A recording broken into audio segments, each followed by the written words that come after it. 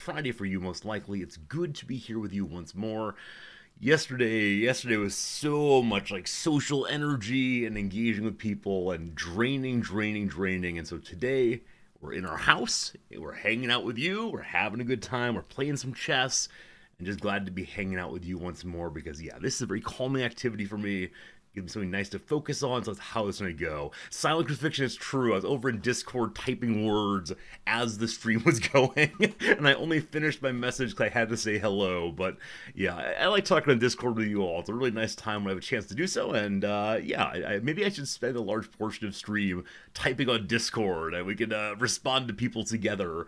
Maybe so. Anyway, unnamed comic, good seeing you. Welcome in Pepper MG. Pepper sent in a very nice few suggestions to the Wikipedia game today. I'm really grateful that so many of you are sending me messages for Wikipedia game because I have a lot of ideas of my own, but it's cool seeing your ideas also for sure. George, it's good seeing you today. Hello, Jim. Hello, Rog. Rog, thank you for checking in. Thank you for the whole bunch of months, 39 months subscribing, hanging out with us.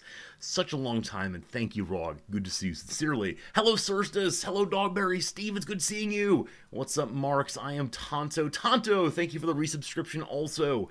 2 subscriptions in the first minute 30 of stream. We're going the right direction. If we generalize that one out, I can't do math, but we'll have a lot of subscribers. Anyway, folks, like I said, yesterday was a lot of social energy. I'll start at the end. As mentioned, I had the big fancy muckety muck dinner, and that was, it was fine. It was fine. The pacing of the evening was not good in any sense. In that we showed up, we had about 15 minutes of like cocktail chit chat time, which was a little much for me. And then we were told to go to our tables. They started serving the food, and this is to be the part where one normally is expected to engage in conversation with the person to your left and your right, but instead they started the magic show. And the magic show went on for, I don't know, like an hour or so. And then we'd finished our dinner, and it was time for listening to some speeches. And so, because of this, there was a lot of just sitting there instead of actually talking with folks. I prepared a whole bunch of questions and topics for discussion with these random people who I do not know, and I ended up needing very few of them because the night was consumed not with chit chat, but instead with being entertained, which is weird for that kind of fundraiser. Ones I've been to before expect a lot of like muckety muck, elbow rubbing and so on, but altogether an acceptable time. The more stressful thing was going to meet my new psychiatrist. I found his office with no substantial trouble at all. But man, from the beginning, it was definitely the experience of working inside of a system I don't fully understand, filling out paperwork in Japanese, translating it slowly, and so on. But got through that definitely. And then something happened that I've had happen to me 3 times now. The first 2 times they happened, I thought it might be idiosyncratic, but I think it's just a thing in Japan. So I'm going to describe something for you, and I want to know how it is where you're from. So after one checks in at the reception desk at the doctor's office, and this happened to me at a ordinary physician, at a veterinarian, and then also at a mental health clinic now. So 3 different kinds of medicine, I suppose. So after you've checked in and you're sitting there and you fill out all the paperwork and you're just kind of waiting for your turn, how do they tell you it is your turn to go and meet the doctor? What happens where you're from to motivate you to stand up and walk into that place? Here in Japan, at the 3 places I've been to now, the doctor has a microphone on their desk and they push a button and their voice is heard over a loudspeaker, or I guess speaker in general, in the waiting room. And they don't refer to you by name for privacy reasons, but they say, Sanju Haku, come on down. It's some very strange thing. And so when the doctor's ready, the doctor announces the next person. Pepper, that's what I'm used to also. A nurse or a assistant of some kind comes to the door and says, "Hey, Bobby Joe, it's you. Oh, are you Bobby Joe? How are you today, Bobby Joe?" Or it's kind of really customer service element, but yeah, I don't know. I don't know. I'm not sure if it's the physicians, don't use any kind of symbol system with their assistants and the nurses and so on. letting them know what they're up to. I know there's a little flag system that's often used if a patient is ready to go or what. But yeah, it feels much more customer servicey in the U.S. Similar in Ireland, the doctor comes out and calls your name. Yeah, yeah, not here, and I don't know why. I don't know why. But when you go into the doctor's room, and here the doctors have rooms instead of um, like examination rooms, I guess. So the doctor sits inside of an examination room all the time, and in that room he also has a desk and his computer and so on that's assigned to him or is his, as opposed to moving from room to room and having a separate office elsewhere rather. Yeah, and so I guess when the doctor's ready, beep boop, it's your time. But it is strange walking in there and seeing like I don't know. What kind of microphone is that? The sort of thing that I guess I'd see at a bank when you're using the bank drive-through and they click the thing and say, "Have a nice day." Your pencil is inside, right? That sort of thing, right? Or I guess a drive-through maybe. And so there you go, a cultural difference for you. And yeah, it's just a very different way of handling that transition.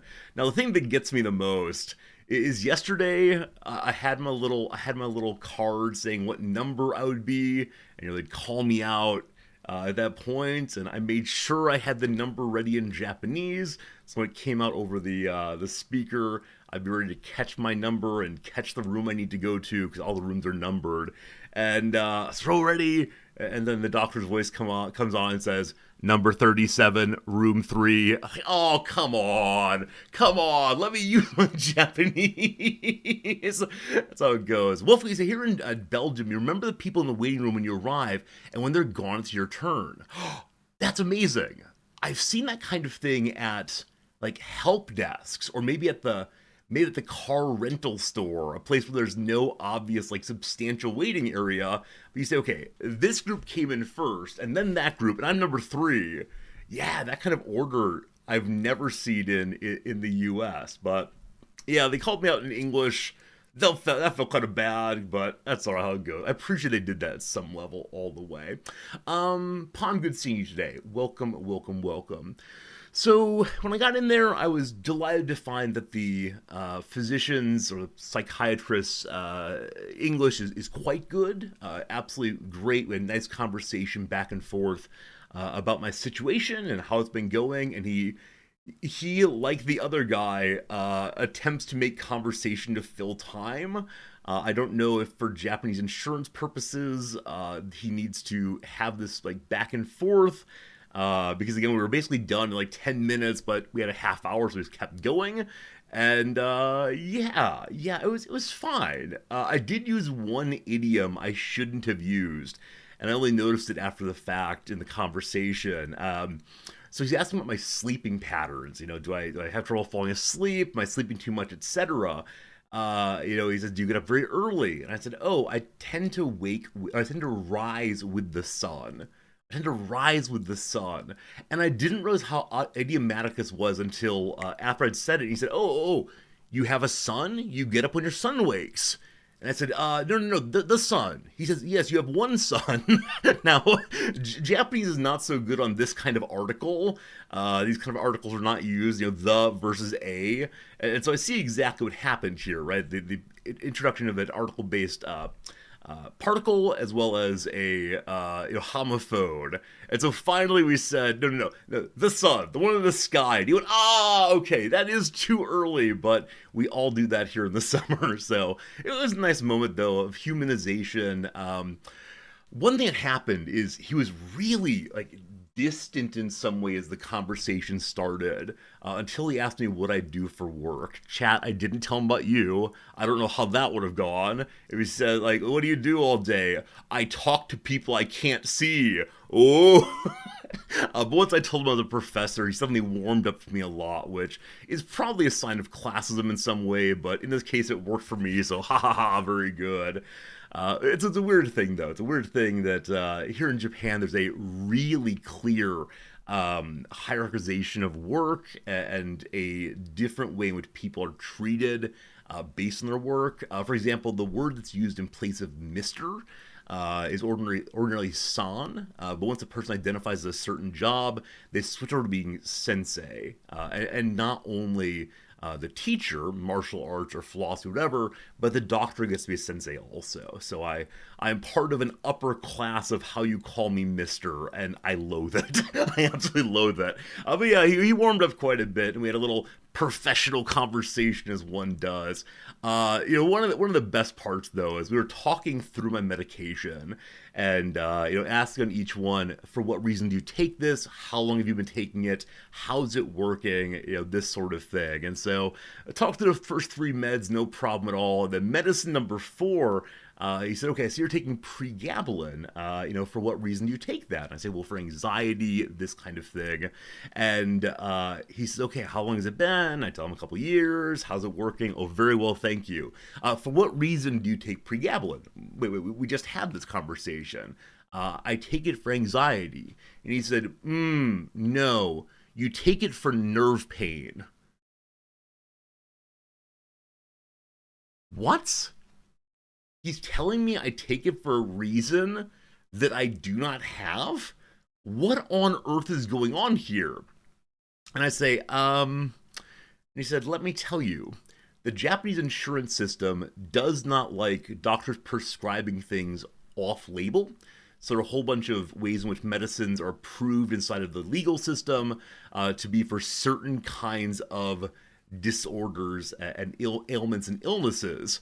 And pregabalin is not approved for anxiety. It's not one of them. It's used for certain different things, many of which I obviously don't have. But nerve pain. I have nerve pain, friends. It's radiating. It's so...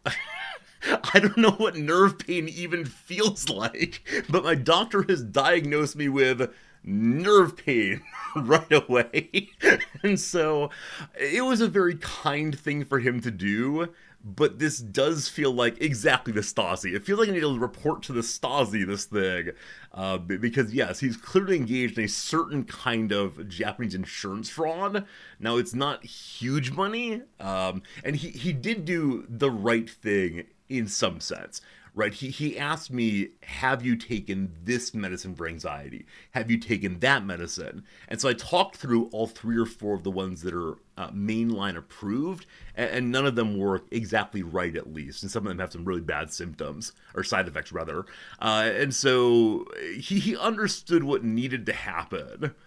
However, from this point forward, when doctors in Japan ask me, are you being treated for any diseases and disorders, I must say, oh boy, the nerve pain. So it was fine. It was good. I feel comfortable with the guy. I'll be seeing him, once a month or so for a while. And yeah, I think we'll get along just fine. It was a very nerve-wracking situation that very quickly became, oh, what's the worst going to happen here? It's fine, it's fine. But then, of course I had a prescription for my new doctor, and so I went to the nearest pharmacy. This is very commonly done because the nearest pharmacy has rapport with the doctors in a clinic nearby, and so they fill the prescriptions knowing who the person is with very little trouble at all. Other thing, of course, to do is to go to your closest pharmacy to home. That works fine, too. That's how it goes. There's so many pharmacies here. It's crazy. So I went to the nearest pharmacy and went in, and the receptionist greeted me in Japanese, and we had a brief Japanese conversation. And then she asked me some question. I could not find the subject, so I was like, okay, it's me, presumably. I could not find the verb. And that's where it broke down. So I asked her to please say it again. I said, my Japanese is very weak. Please say it again. Would you mind saying it more simply? I just couldn't get it. And so she gave me the, one moment, I'll be right back. And she goes and gets the pharmacist, the big guy who runs the place. And he has his Google Translate ready to go. And he has Google Translate showing, we have not had a non-Japanese speaker here in years. Oh boy. Oh, this has not happened in a while. Now that said, thank goodness for Google Translate in this case. I really dislike talking to people through it, But in a case like this where it's bureaucratic and I need to go through the right conversations, I need to make sure I answer things very carefully so my insurance is correctly charged. It was so nice the time they took to help me engage in that kind of conversation. And because of my issue, the pharmacist himself actually helped me all the way through. And it was really good. We had some laughs back and forth and engaged in a way that felt very welcoming and warm. It's a weird situation. It was nice though to have him treat me so well. And then the thing, so because one of the medicines I use is not a generic here, one of the medicines I use is very rarely prescribed here for anything, and they had to special order it, and so he asked if he could mail it on Tuesday. And I said, sure, I have meds through there, no problems. And then he had me write down my address for where to mail it, and I wrote it down. And my address includes 2 English words in the name of the building I live in. And so he, read through the Japanese part aloud, and then he got to the English words, and I expected that he would, have a hard time with the English words, not to say them for him, and he reads them aloud in a nearly perfect English accent, and I laugh, and I ask him in English, "Do you speak English?" And he said, "All Japanese speak English. We're just afraid of it." Which is absolutely true. Of course he speaks English. He just didn't want to do his side wrong because it was so bureaucratic. But his English was really strong. And so for the rest of the conversation, we carried it out in English. But yeah, and it is true. I've mentioned many times, the vast majority of Japanese people under the age of 70 absolutely speak enough Japanese for ordinary conversation. They're just incredibly nervous to produce it. His accent wasn't perfect for all of it, but whatever, it was great. So people were nice to me yesterday. I felt like a bit of a bumbler, engaging in new things. I felt like a bit of a silly person at times, not being quite sure how to do things right, but we did it, we got it done. And the punch of that story, the part maybe we've all been waiting for, is visiting the doctor and getting all of my medication cost 7% of what I was ordinarily paying my psychiatrist for medicine and for his time. 7%. A 93% reduction in cost. Hooray! Absurd. I didn't go into the Japanese medical system before now. I was just nervous and afraid of not having someone with fluent English to describe mental health problems, but that's that. How many additional magic cards that add to the budget? The budget is the same, surely. I didn't immediately run over and buy magic cards. There's no addiction here. Monkeypox, thank you for your resubscription, my friend. 6 total months. Thank you very much. I look forward to using your subscription money on magic cards. I mean, that's how it goes. Pepper says, sounds like a nightmare. Pepper, do you mean nationalized healthcare? In which case, or do you mean talking to people who don't speak your language and trying to do hard things? In which case, it's not ideal in either case. Yay, free healthcare. So bad. And I know we pay for our taxes. I know we do. Friends, chat says, treasure train is incoming. Reach level 5 during the train to receive 35% off subscriptions.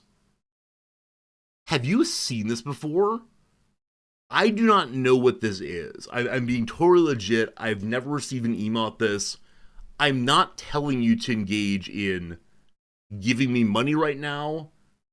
It's a Hype Train variant that offers gift sub discounts. It's newish. How on earth did I not get an email about this? Hype Train, I can't do this effectively. But yeah, apparently if y'all are feeling like giving a lot of gift subs and tips right now, it'll lead eventually to 35% off of gift subs and so on for the near future, I assume. I'm not sure. Sonic Crucifixion, thank you for the 5 gift subs. That's very generous of you, very kind. I didn't quite know how that thing worked, but now we know. It's awesome to use silent. 289 total subs, thank you. Nard calls it a scam train. I don't think it's a scam train. It does what it's supposed to do. Thank you for your generosity. Also, Dr. Cool Jedi. That's very, very kind of you all to help us out that way. Got to level 2. Boom, boom, boom right away. And yeah, I know Twitch is engaging in more monetization these days, of course, and I appreciate that you all take part in it, and thank you very much. And today I'll reward you with a stream, and on the stream I'll tell stories. And I will, I don't know, Darby Cat feels scammed 100 bits. Darby Cat, thank you for the 100 bits.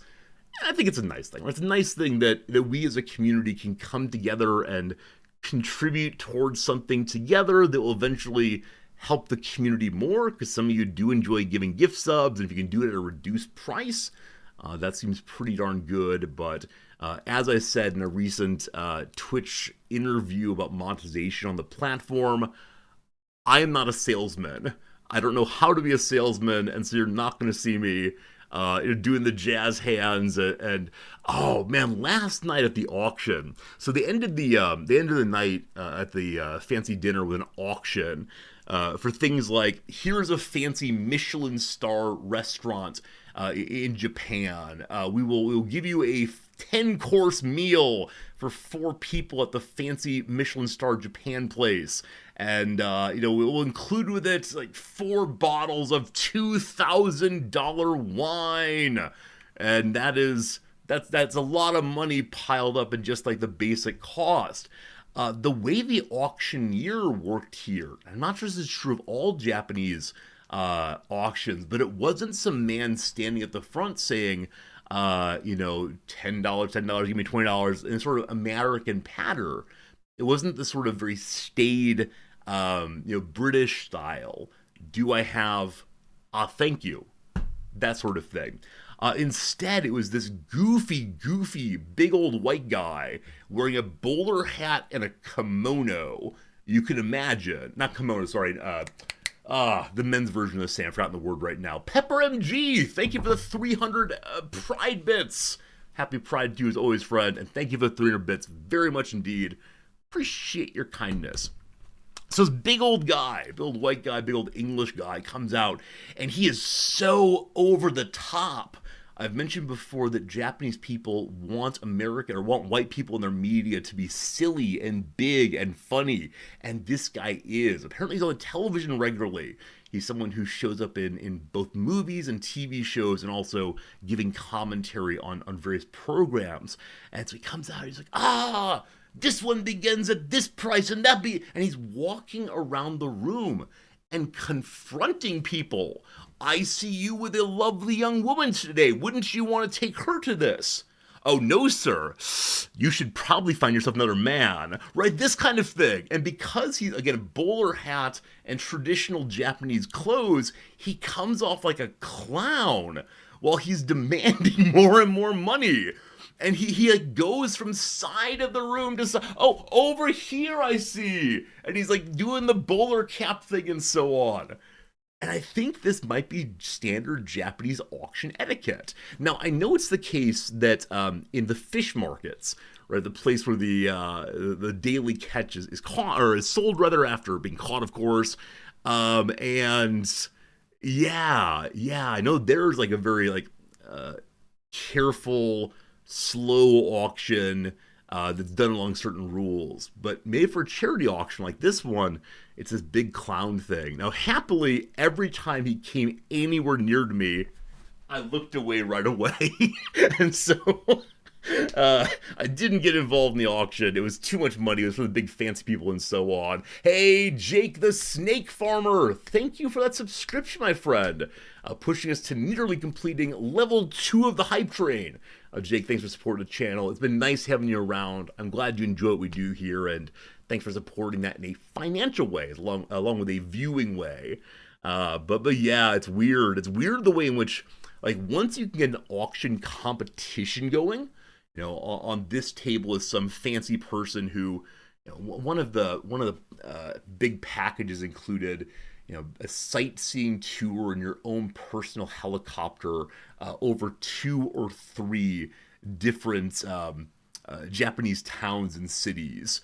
Thank you all for the train there. I appreciate all your generosity, your gift subs, your bits, your subscriptions, all the rest. Super kind to you for sure there. But yeah, he managed to convince these two guys, both wearing tuxedos, these two guys that like their wives would leave them if if they didn't win. And so it led to this really stupid amount of bidding, where the actual package was, I think, $2,000 in market value.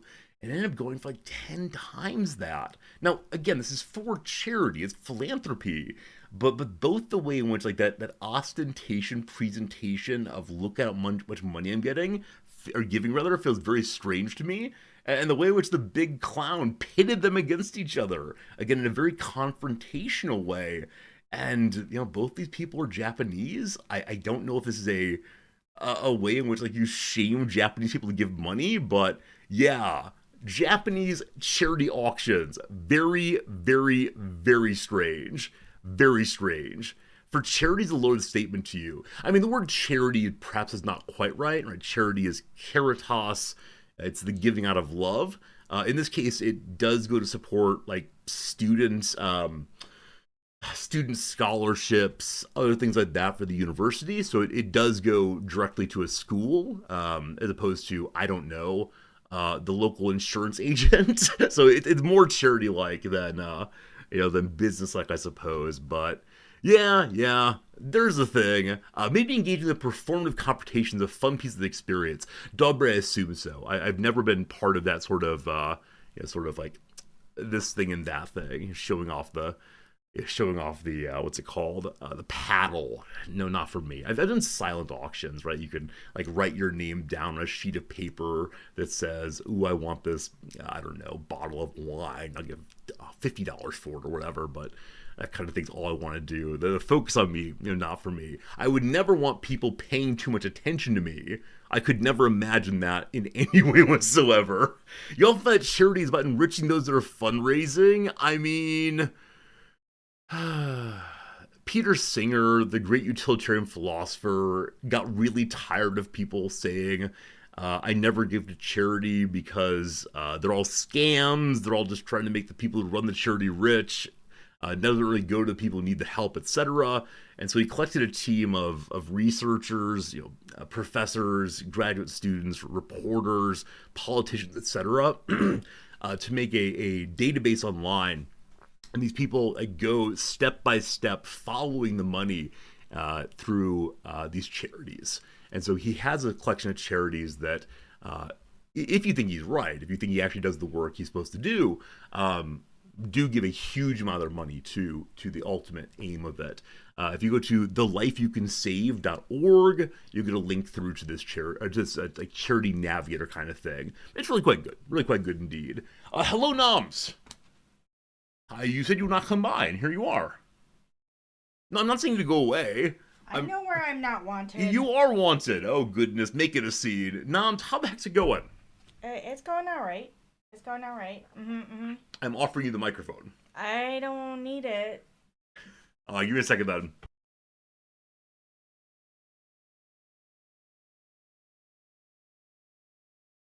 I've given you the microphone. Hi.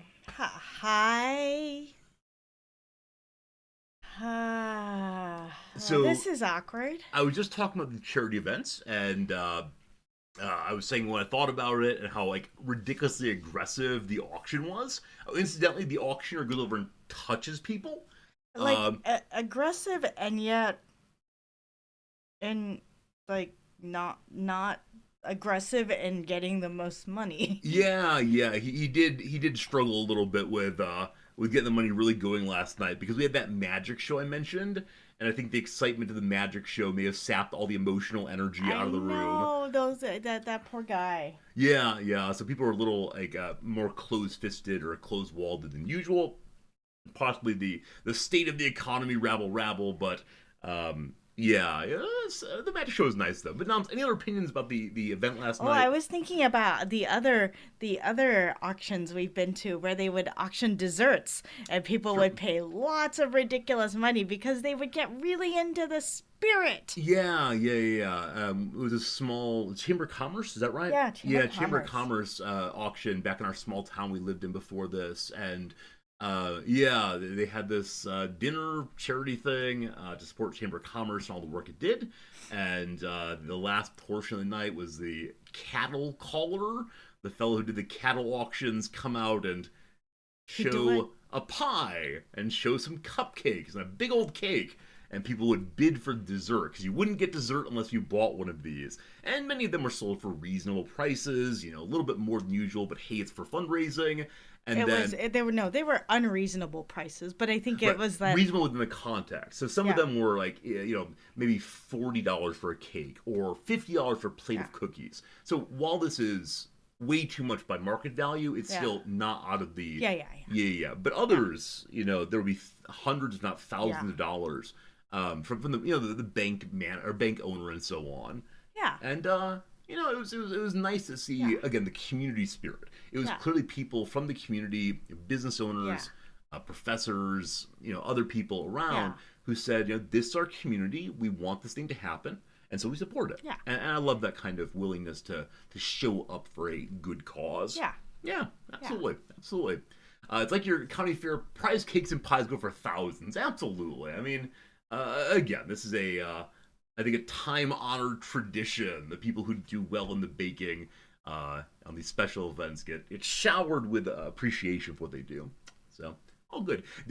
Wasn't there someone every year who brought kettle corn? Was that what it was? No, it was puppy chow. It was puppy chow. It wasn't every year. It was just one year. Was it just one year? There was like a bag of puppy chow. And nobody wanted it, correct? Oh no, it went. It went for far more than it should okay. have.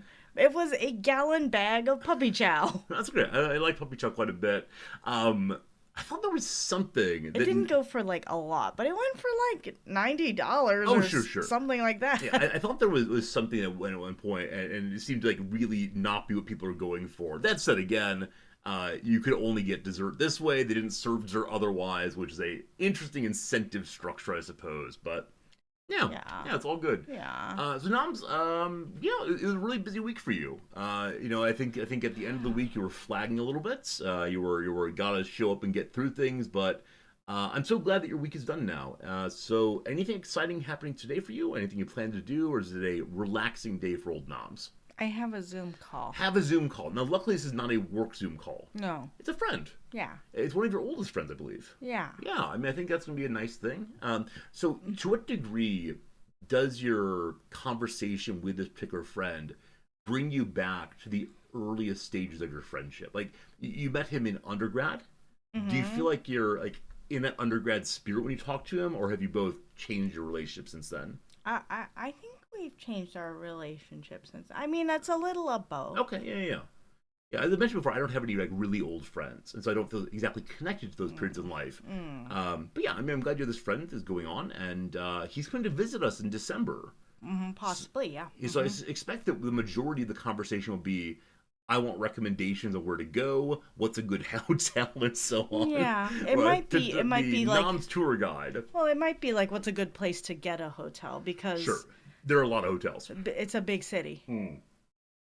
Now Yeah, they remember, have like- chitlins with them, so they might want to go to stay at the Disney hotel. That is true. Some Three people do kids, that. all They, the way. they spend some time at the Disney place. It's weird living in a place that has so many hotels, because I think the majority of the places that we lived previously had at most 3 hotels. It was like, this is the good hotel. Exactly. This one takes pets, yeah, and don't stay at this one. yeah, and unfortunately, because it's so small, they all had stories attached to them. Like, this is the hotel where those people went to have an affair. Yeah, And every time we yeah. drove by, you would mention this. Yeah. Where I think in a city like this, like the stories we have so far are, oh, this story went for this dinner or for this time seeing a friend or something. Big city life versus small town life, so different, so gossipy in the one case. I remember when I first moved in with you in this small town, you talked about in the evenings what people do is drive around and look at the neighbors. Yeah. I'm like, wait, what do you mean? As like evening tradition, people get in the car, drive around, and just look at stuff. Yeah. Yeah, I can't imagine. Yeah, and Oh, if people are outside, you can like wave or yeah, stop in the middle of the pull street, over roll, and yeah, talk. block No, traffic. this is not how you roll down You windows don't roll down anymore. windows. Do any of you still have cars that roll down windows? Because I think that's what comes to mind for me first about windows going down. Even though I know it is a button these days. Yeah, I want to. Even if we get like a brand new fancy car, I would like to have a retro window roller attached on my window. What's the word for that? Handle. I have no idea. When's the chess? Soon ish.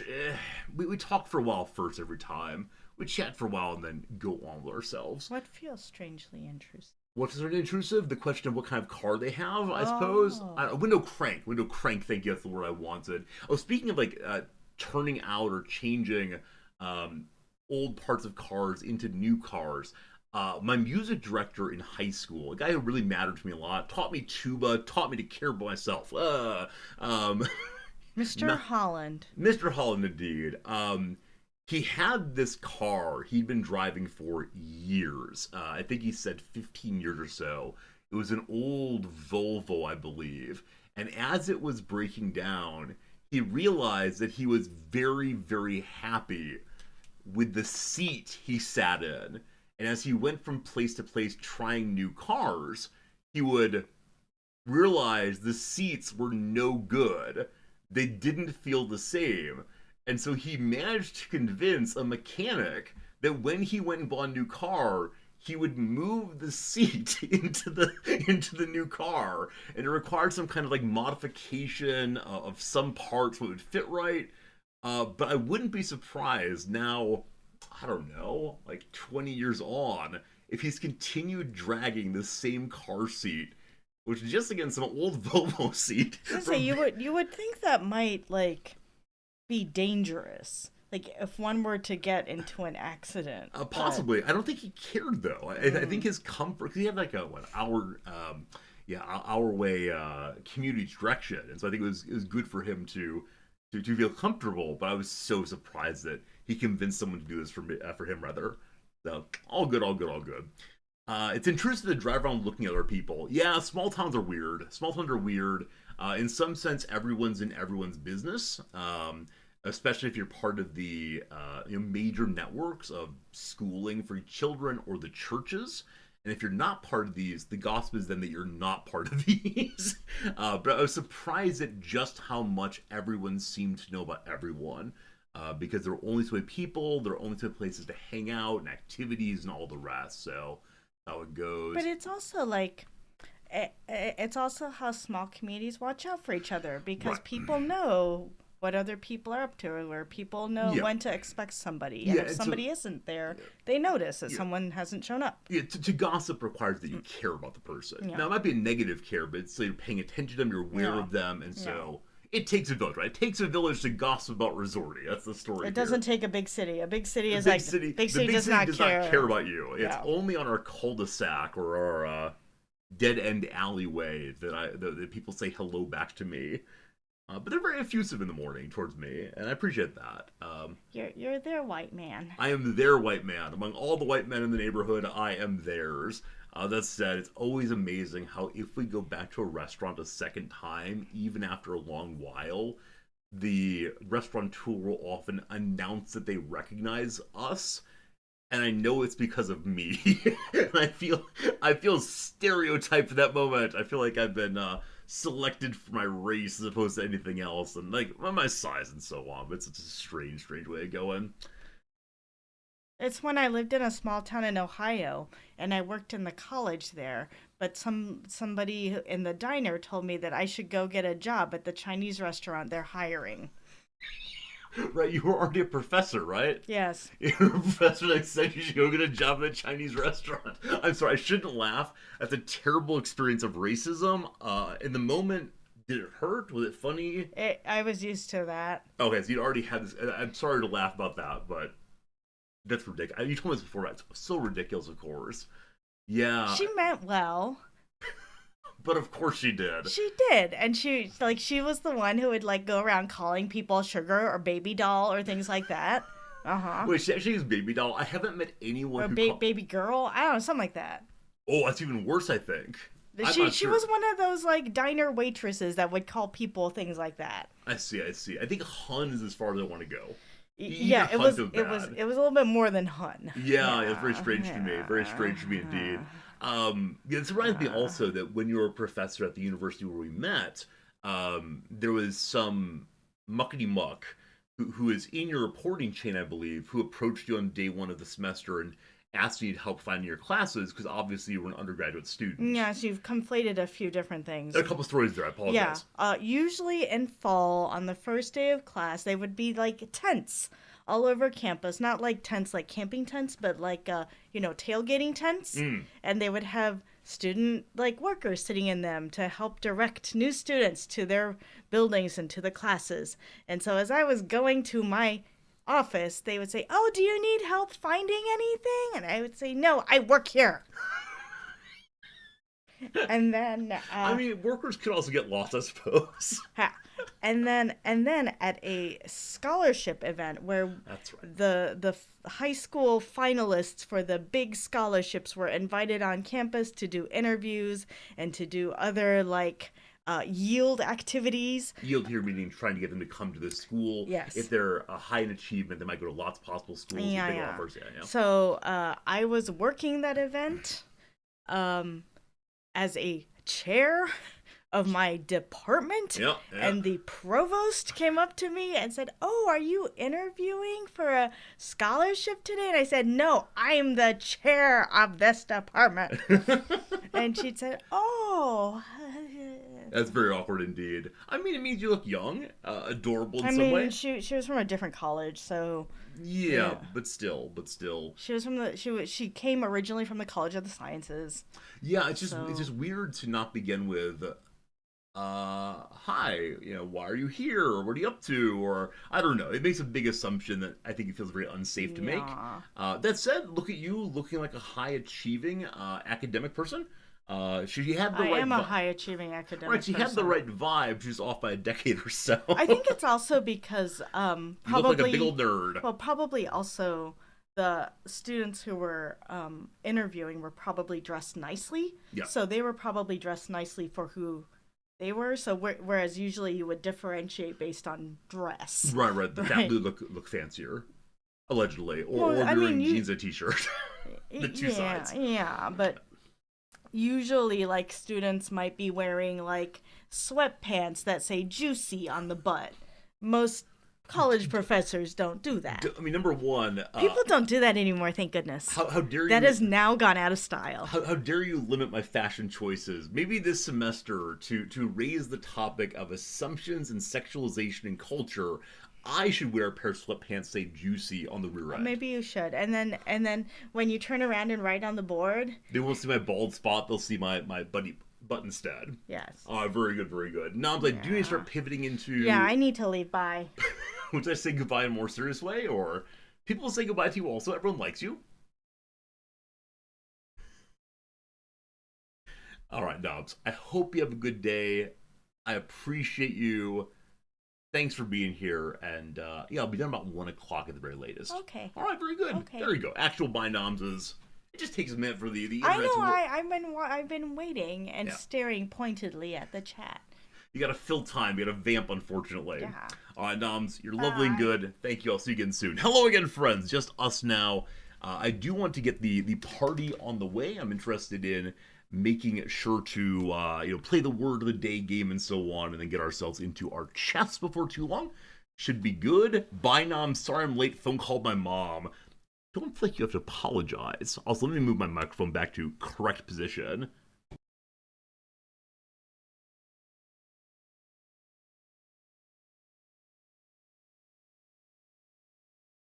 Okay, that should do it all the way. Very good. Squidward, I like how you think. Good seeing Squidward for sure. Yeah, this microphone stand can go in lots of different directions. The microphone I have, I believe, is supposed to be like really close to my mouth. I think I'm supposed to be speaking right here to catch every bit of my expression. I don't know. Maybe when I someday become a voiceover actor, on that day I'll learn how to actually do microphones and pop filters and all the rest. For now, we just do this, and it's good enough, of course. But yeah, good to see you all. Sincerely, thank you for hanging out with me. I do want to pivot over to the various activities we do. Hello, Fritz. Good seeing you as always. And then we will play some chess soon. Yeah, really excited for chess day as always. Yesterday I reached level 6 in Stone. I'm part of the Stone Age. Do that soon. For now, though, what is the word of the day today? Yesterday was sumptuous. Today is oblige. Oblige. Do you know the word oblige? I bet you do. This seems like a word that many of us are aware of already, but if you don't know oblige, feel no obligation to reveal that. If you know this word, though, put a Y in chat. If not, put an N in chat. And we'll all learn together today. I think I know the etymology. We'll see if that's right. You're obliged type T. Kadashian, I appreciate your unique spirit. Here we go. To oblige a person or entity to do something is to require or force them to do it, either because of a law or a rule or because it's necessary. To simply oblige someone is to do them a favor. We know this word, of course, from our recent playthrough of Victoria 3, which will be continuing on Monday, don't worry. You can give an obligation to another state, a promise that you'll do something in the future. Now, of course, the case that it's non-specified, that obligation can be used in tons of ways, including ways that can really mess up your playthrough very quickly. Here are 2 examples. Number 1, the law obliges the government to release certain documents to the public. Or, in a less political mode, when my friend said he needed someone to taste test his recipe for the cooking competition, I was happy to oblige. There you go. Here is what's going on here. Yeah, it is indeed that. If you're obliged by a rule or law, you are metaphorically bound by it. That is, you're required to obey it. The idea of binding links the word to its Latin source, ligare, meaning to fasten or to bind. It's like the word ligament, for example, or ligature also. In other common uses, the idea of binding is somewhat masked. It's applied when someone is bound by a debt for a favor or a service, as in, we're obliged to help you. But in the phrase happy to oblige, it simply expresses a willingness to do someone a favor, as in they needed a ride and we were happy to oblige. There you go. There you go. There you go. So a question of how tightly you're connected to your duty in this case, whether it's an absolute duty, as the law allegedly is, or whether a hypothetical duty in the case of helping a friend, perhaps, if they need the help or want the help. Very good, very good. This reminds me, of course, and I don't want to discuss this, what is the meaning of freedom according to Hegel? True freedom is the freedom to follow the law. Thank you very much. No questions. Rearrange the letters to form a word referring to a tough fiber... I'm so sorry. I ruined this. To form a word referring to a tough, fibrous band of tissue, connecting the articular extremities of a bone or supporting an organ in place. What other words are in the same family as oblige? Yeah, my attempt to be a little nerd who shows off is ligament, of course. It's ligament. Very sorry, very sorry, very sorry. But there you go. Ligaments are a kind of connection also. What fun, what fun. I will never again show off the things I know like a big old nerd. Friends, it is time to do... let's skip the thrice today. I want to get to chess for too long. Time for the redactyl. Put any word you want to in either chat room. Together we'll discover the true meaning of this puzzle right here by figuring out the first 2 words, but there are many other words to find first. Any word you want in there, we'll see what happens. Also, we are considering blocking out the first couple lines of puzzles in the future because people are trying to solve simply on what the first line is as opposed to the body of the thing or the idea of the thing. Here we go. Is it history? 3 histories. Steve, triple history day. Good job. Is it a country? There are 38 countries. The word A is already open. There are 346. We got a person going today. Is it a friend? There are 4 friends. Is it war? There are 4 wars. Is it a philosophy? There are no philosophies in war. It's not true. Is it a ruler? No rulers, a child, 5 of those, a song. Wow, 57 songs, Shadow. Good job. Is it Alpha? There are no Alpha the Great today. Is it known? There are 10 of those. Is it a singer? There are 7 singers. Is also Richard. There are 2 Richards. 19. Number 19 gives us nothing. Is it an era? 1 era there. What else could it be? Is it Cash? I hate this game so much. Hate this game so much.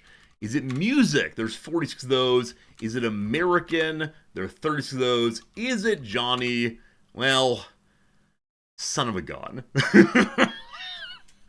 How does this keep happening, team? How does this keep happening?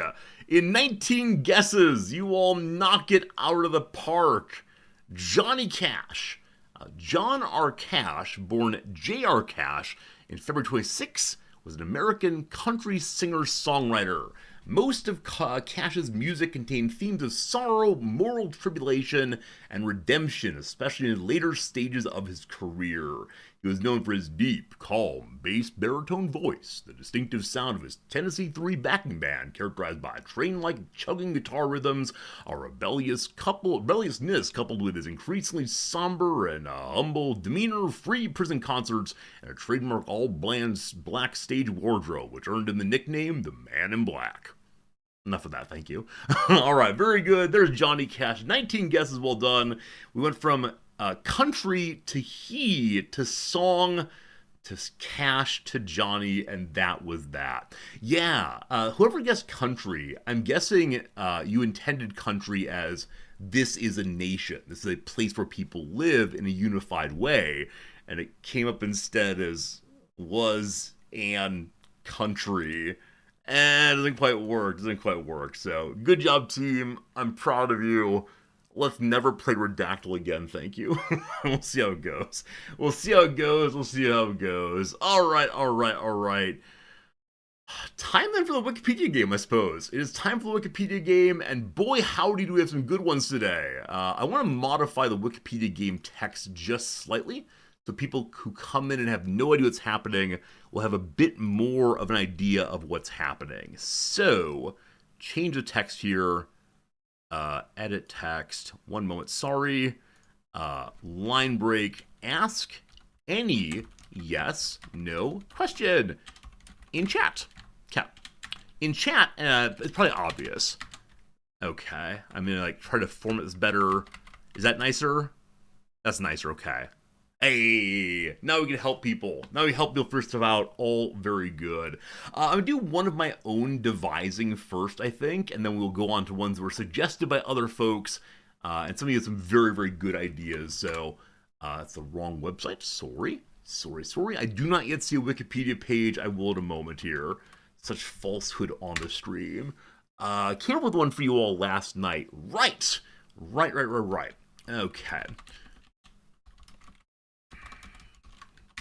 Okay, friends, I see a Wikipedia page. What is this Wikipedia page? Let me know. Any yes/no questions? All very good. Would it burn when exposed to a flame? No. Is it an American country singer? No. Pardon me just briefly. Okay.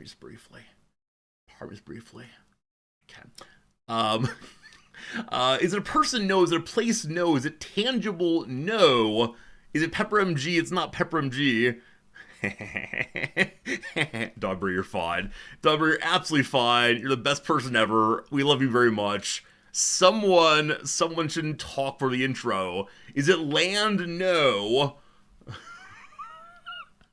Alright, we'll keep it going. Dogberry's question is, does it relate to magic? Yes, it does relate to magic. Is it man-made? Yes. Is it an English word? No, but yes. Historical event? No. Is it a house item? No. Is it a diction?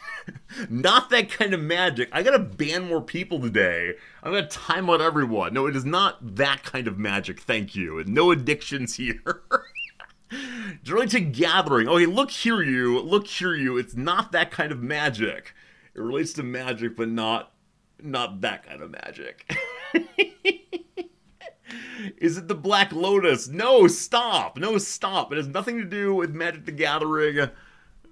You embarrass me. I'll have to pull out a pack of magic cards to feel better now. Is it magical thinking? No. Would you find this word in a Dungeons and Dragons book? No. Is it a prop? No. Is it voodoo? Is this name derived from the same language Mark Aurelius wrote the Meditations in? You mean Latin? No. I want to represent the question that was asked. Is the Wikipedia page a word in English? The article A was used. Okay. Salem Witch Trials, no. Is it Randy Pitchford's knowledge of math? It is not that by any means. A prop, no. Could it be shuffled? Hello, Narg. It could not be shuffled. No, not a shuffling trick by any means. Does it involve the word abra? It does not involve the word abra. What else you got? Dogberry, feel free to play along also. That was just silly time that I timed you out. Silly, silly, silly.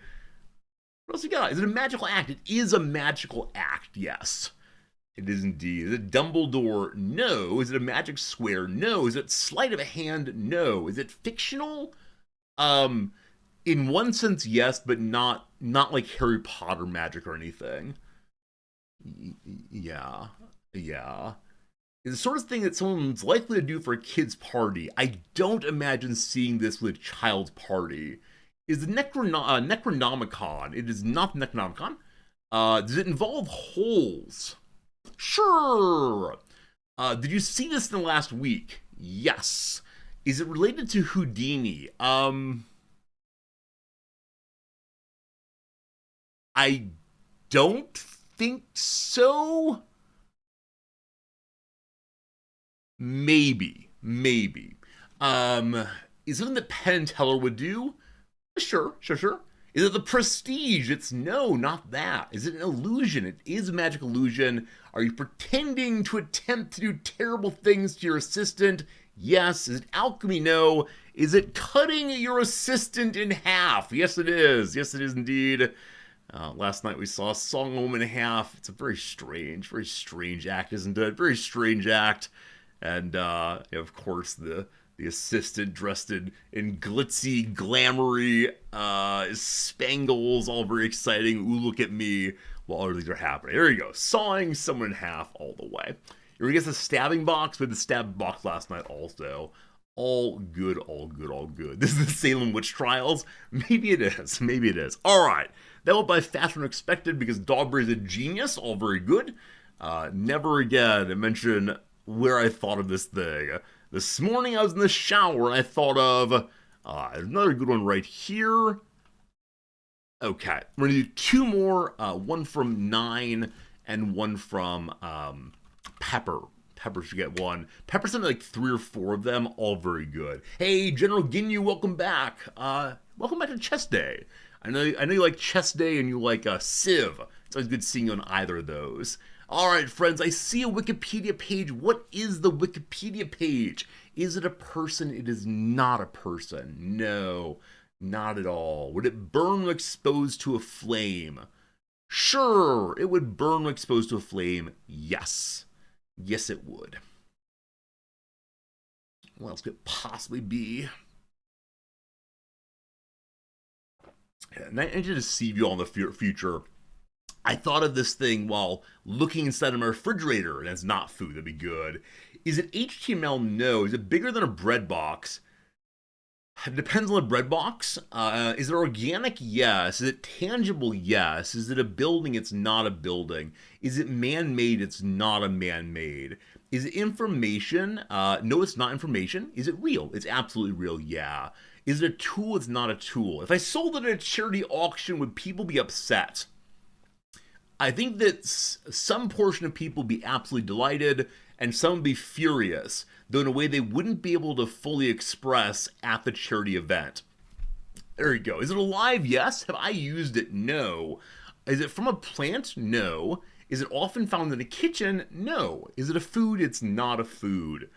Is it edible? That's not the primary usage. Is it seen in Victoria 3? It is not seen in Victoria 3. to the best of my knowledge. Is it made out of cardboard? It is not made out of cardboard. No. Is it an animal? It is an animal. Is it a house pet? It is not a house pet. Though, gosh, some people would like it to be. A little hint there, possibly. What else we got? Narrowing it down nicely. House pet, no. Animal, yes. A raccoon, no. Is it a primate? No. Is it in the cat family? No. Does it have more than 4 legs? It does not have more than 4 legs. A mammal? Yes, a mammal. Native to the United States? I don't believe so. Is it a red panda? No. Is it avian? It's not avian, no. Is it a furry creature? I would say it's a furry creature, sure. Does it have 4 legs? It does have 4 legs. Is it a mammoth? It is not a mammoth. Is it part of the canine family? It is not part of the canine family. No. No, it's not part of canine. Not part of primate. Not an avian creature. I guess it's a non-mammalian also. Can we remember our biology, possibly? Is it a capybara? No. Is it an elephant? No. If someone shouted, "It's so fluffy," would they be correct? I don't think I'd say fluffy here. Yeah, I don't think fluffy would come to mind. Is it native to the Americas? I don't believe so. Yes, it is. I apologize. It is native to the Americas, yes. Is it a goat? No. Is it aquatic? No. Is it a bovine? No. A possum? No. A bear? No. No. The capybara? No. The alpaca? No. But yeah, if you missed that, they are native to the Americas, yes. A rodent? Not a rodent. Nope. Is it North American? It's not North American. Is it a sloth? Wrong, Barrett. Good job, my friend. Well done indeed. It is a sloth. I could imagine at a charity auction, some people going, "Oh, it's adorable. Oh, look at how they move. They're so slow and cute. Oh, I want them to be my friends. Wouldn't that be nice?" And other people going, "Ugh, that's not an animal that should be in a public place. Oh, that animal should be free. These yokels think it's a house pet, but I don't want to ruin the vibe. I don't want to ruin the mood. Okay, I'm going to send a letter later. I've got to disapprove." Okay, back in college, I would have been someone who'd say something. That floss professor told me to stand up. Oh, but I don't want to cause a scene. I could imagine it's absolutely a charity auction, 100%. Okay, very good. Let's do one more of these. One more of these, and then we'll move on with our lives. So, last one today coming from our friend Pepper Mga. Pon, thank you for the message also. We will get that one possibly next week. It's a good one for sure. So many good ones coming in. All right, Pepper, which of yours are we going to do this time? Oh boy, well that one feels bad. All right, I like number 1 you sent me. I know why it's there. Let's go ahead and do number 4 of the ones you sent for right now, as I joked this morning. All right. That's not the right word. Yeah, good. Friends, I see a Wikipedia page before me. What is the Wikipedia page? Is it a physical thing? No, it's not. Would it burn when exposed to flame? No, it wouldn't. This is the hard one. You think so? For me, it's like, obviously, never mind. Fictional, yes, it's fictional. Yeah, it's fictional. A sports team, no. An event, no. A person, no. No. Is it a work of art? Not in the standard sense, no. It's not a work of art. Non-tangible kind of thing. Is it a movie? No. Are there a lot of people who think it's not fictional? No. I'll say directly, this is the kind of thing that, if you ask the majority of Americans about it, the majority of Americans would not know what this is, and so the majority of people do not have an opinion on its fictionality or non-fictionality. Yeah, don't read too far into it. Is it philosophy related? It could be philosophy related. Sure. That's not the primary element, but sure. Is it an idea? Sure, it's an idea. Is it sci-fi? It's not sci-fi. Was made by a professional artist or writer. I don't know its origin, and I don't think anyone knows origin. I can say that it was popularized. It was popularized by a writer, yes, but its origin, I believe is not known by any means. Do people take it far too seriously? I could imagine one of my nerdy friends taking it too seriously. Absolutely. Is it written about? Yes. Is it a creature? No. Is it a book or a set of books? No. Um, Religion? No. Legal concept? No. Is it the Leviathan? No. Is it a philosophical concept? Not really. Related to physics? No. But how many clicks to get to philosophy? We have that question in both of the channels. All right, I'll do this while answering other questions. We'll see. We'll see. We'll see. Is it the Holy Grail? No. Is it in the fantasy genre? No. Is it older than the Roman Empire? No. Is it satire? No. Is it a Western? No. Is it I think I answered all the questions.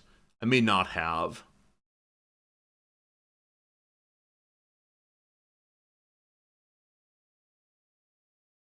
Any questions you got? Unfortunately, no. It leads to a loop. So no, it does not lead to philosophy in the first 7 clicks, or indeed in any clicks at all. For a reason that is a reason that I must remedy. It's a reason that is the constant war on Wikipedia, and I'll leave it there. Is it old in the 15th century? Not in its primary understanding. So I'm saying no. No, it's not old 15th century by any means. Trockle, good seeing you. A Western, no. Written work, no. Cosmic horror, no. Sci-fi, no. What else you got? Am I a wiki editor? We're all wiki editors. I mean, so the majority of the edits I make to Wikipedia are grammatical. I'm that kind of person.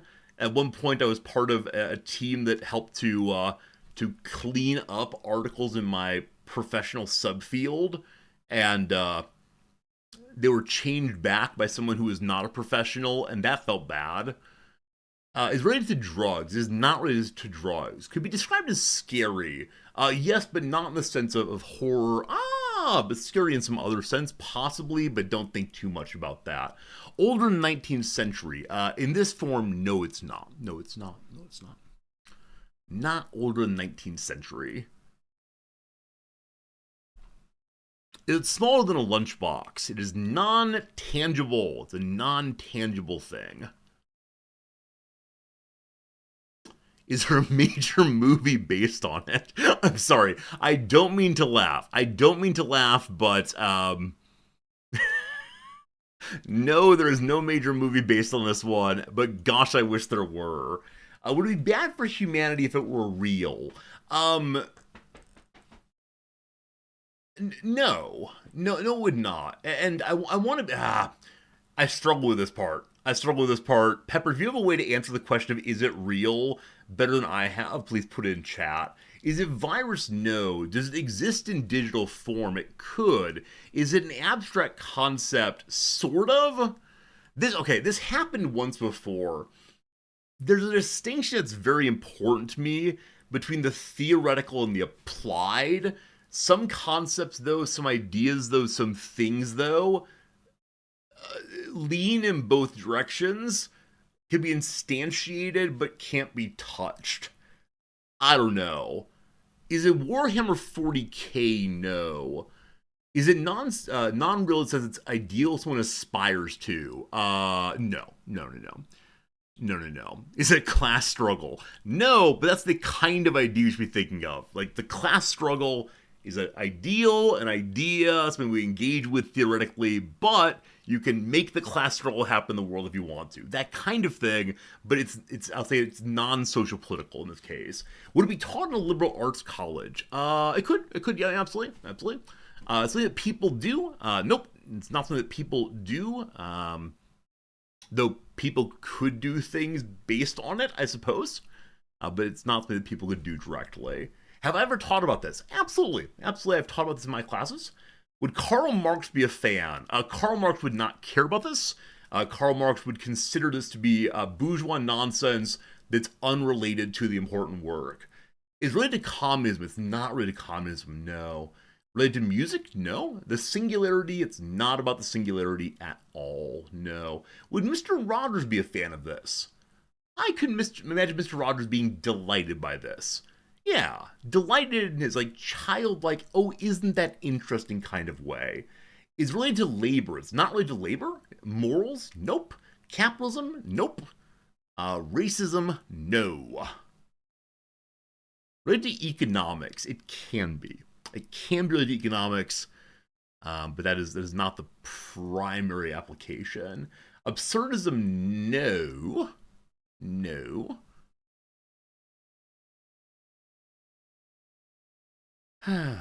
Is it for a government? No. Pepper, you're right. This is a very hard one. It's in between things, and it's hard to narrow down. You were right after all. Is it telekinesis? No. Related to time? No. Is it used in propaganda? Some of my students think so, but not in a way that is normal at all. Is it a cartoon? It's not a cartoon. Not a cartoon. Is it a mathematical concept? It is. So I'll tell you why it doesn't lead to philosophy. Once again, the cursed mathematicians have created an internal loop in the path between an applied mathematical concept and philosophy. They have math loops that don't let us get to philosophy, and we hate them so much. Is it Bitcoin? It's not Bitcoin. But yes, this page is not linked to philosophy because of cursed mathematicians undermining the philosophy path. The multiverse? No, it's not the multiverse. 2 of you guessed the multiverse in a row. That's amazing. I have taught the multiverse and various theories on it, sure, absolutely, but it's not this kind of thing, no. Nope. Related to geometry is not related to geometry, no. Was it theoretical math? Not in the substantial sense, no. Were you taught in a 1,000 level math class? Yes, it could be taught in a 1,000 level math class. I'll tell you right now, I've taught this in a 200 and 300 level class myself. Is it applied math? It is. Did it help us get to the moon? No. Is it the perpetuum mobile? No. Gödel's theorem? No. An exponential? No. No. It's all right. Any questions good? Is it logic? It's not logic. Is it related to propositional logic? It's not related to propositional logic. No. Is it logic? Okay, so a lot of you are saying, is it logic? It's not logic, but I have taught about this in logic classes. Yes. This is the problem when you say, is it or is it related to? Is it related to discrete mathematics? I don't believe so. Is it a theory? No. No. Is it related to number theory? I don't believe so. You're struggling to picture me teaching like linear algebra. I mean, there are many levels of non-applied and applied mathematics. Obviously, don't do Jan Resorti is expounding on the nature of the real in mathematics. Related to logic gates, not really. Is it random? No. Is it used in gambling? It could be. Is it a fallacy? No. No, it's not. Is it discrete? Secrets is not discrete, no. A tautology, no. Related to calculus, no. Is it computing? No. So the math professor in channel, I'll tell you. Oh, okay, very good. So Ellis still says it's related to statistics. It is related to statistics, yes. I'm about to say the math professor in channel would say this is not math, because I don't think he believes that statistics is part of math. Regardless, it is related to statistics, yes. Is it a random number generator? No. Is it related to game theory? It is related to game theory, yes. Mathematical obscurantism. It is not taking the qualitative and forcing it into the quantitative. No. Hey, no virtue. No virtue. Thank you very much for the raid. We're in the midst of a guessing game. We'll be done with it very soon. But this guessing game is one in which I see a Wikipedia page, and you may ask anything you want to help narrow it down. We established this thing as a non-tangible thing that is related to statistics and can be both theoretical and applied. That's how it goes. An LLM, no. Is it confidence? No. Is it normal? No. Probability? It's related to probability, sure. Is it the prisoner's dilemma? No. Is it the Gauss curve? Look at your S set. It's not the Gauss curve, no. Is it Probability in some sense, hey, Aaron, it's good seeing you. A type of distribution, no. A zero-sum game, no. Is it probability theory in general? No. No. Murphy's Law, no. The birthday paradox, no. But I'll say you're getting closer with birthday paradox. It's that level of thing, we'll say. It's that level of thing. Zermelo's theorem, I don't know what that is, but no. Is it normative? In the sense that it tells you to do something. Normative in the sense that it tells you the right thing to do? Yes. It is part of game theory in that sense. Now, normative in the sense of like evaluating morality, no. Would it be in a quantum physics book? I don't think so, no. Is it a paradox? No. The Nash equilibrium? No. Though I have taught about that also. Boo. Is it some sort of paradox? No. Is it a tit for tat? It's not a tit for tat, no. As always, when the prisoner's dilemma comes up, if we're ever in a prisoner's dilemma, I promise all of you that I will always, always, always cooperate. I guarantee I'll cooperate. That's how I make the world a better place. Is it the Monty Hall problem? Killer, good job, my friend. GG, well played. The Monty Hall problem. There you go. If you don't know this one, you should go read the Wikipedia page right now. It is a delightful and surprising way of thinking about making choices. Now, it's not applied in all cases, but it can be applied in some cases. And I think it's a really, really good one from Pepper. Not said many of you don't know what this thing is, but you should. You should know what this is. That's right, Elsidel. You always switch. Even if it feels like it's a 1 out of 3 guess, actually 2 out of 3. Always switch. It isn't fictional. Yes, it is. It's a made-up story. It's a made-up story about goats behind doors. It's absolutely fictional. Now, the application of it, the application of the statistical system, is real in the sense that statistics is real. But no, it's absolutely a fictional story. 100%. 100%. Emu Farmer, absolutely agree that the game show host adds information. My students get so angry, though. And so when I present it, the majority of students are confused. When I explain it, about half of the students are furious. And eventually I get only 25% who do not believe me no matter what. It's not a made-up story. It's a story of the game show Let's Make a Deal. I'm aware of that. But does Monty Hall in fact have goats behind doors? And does he open doors in this way? I don't believe Monty Hall actually had goats. Sometimes yes. Okay, I know about Monty Hall. They had a llama. A llama is not a goat. Okay. I apologize if, this story here, the original formulation in popular consciousness is, suppose you're on a game show, and you're given so this is a suppose. I don't know. If it's not fictional, I apologize. I take story time to be fictional.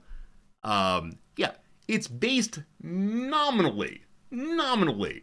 For example, if you made up a storybook about the adventures of a streamer named Nozorty, and Nozorty was a professor of psychology, and you went on this way, would that be fictional even though it's based on me? Yeah, absolutely fictional. There you go, team. Hypotheticals are fictional. How dare you question my sense of the world?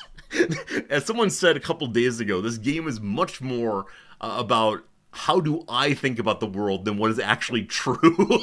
And so I will always defend my choices regardless of how ridiculous they might be. Friends, it's time to play some chess. I hope you enjoyed the opening. It's a Saturday though, and so we play a different game than usual.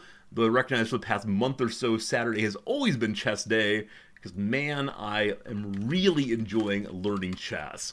And thank you for those of you coming on the adventure with me. I am improving in fits and starts and so on. But today we're going to be great. Today will be very, very, very good indeed. So, yeah. Why is switching doors increase your chance to come to the independent conclusion to pick the door you simply happened to pick previously? Because the host has told you that the goat is not behind one of the doors, and so you have a guess of one half, or yeah, one half instead of 2/3 or 1/3 rather, whatever it is. Math people explain it. I'm not on today. Friends, we're doing a couple puzzles to warm up. Happy puzzle o'clock. I'm black. There's a way to end this with checkmate. Isn't just rook goes forward? I think rook go forward covers all of this. And then, all of this. There we go. And then the king can't move. Rook forward. Hooray! Hooray! All right. Looks like I let my guard down. I'm done for it. If you can find a way to attack my king. Here's the king. So the queen could just go forward. But the king actually can't take that because the queen is here. Hooray! Okay. Now, the thing that always gets me is I'm not constantly looking for checkmate when we play the game itself. I think in these moments, because I know there is a checkmate, it activates some other part of my brain than just, I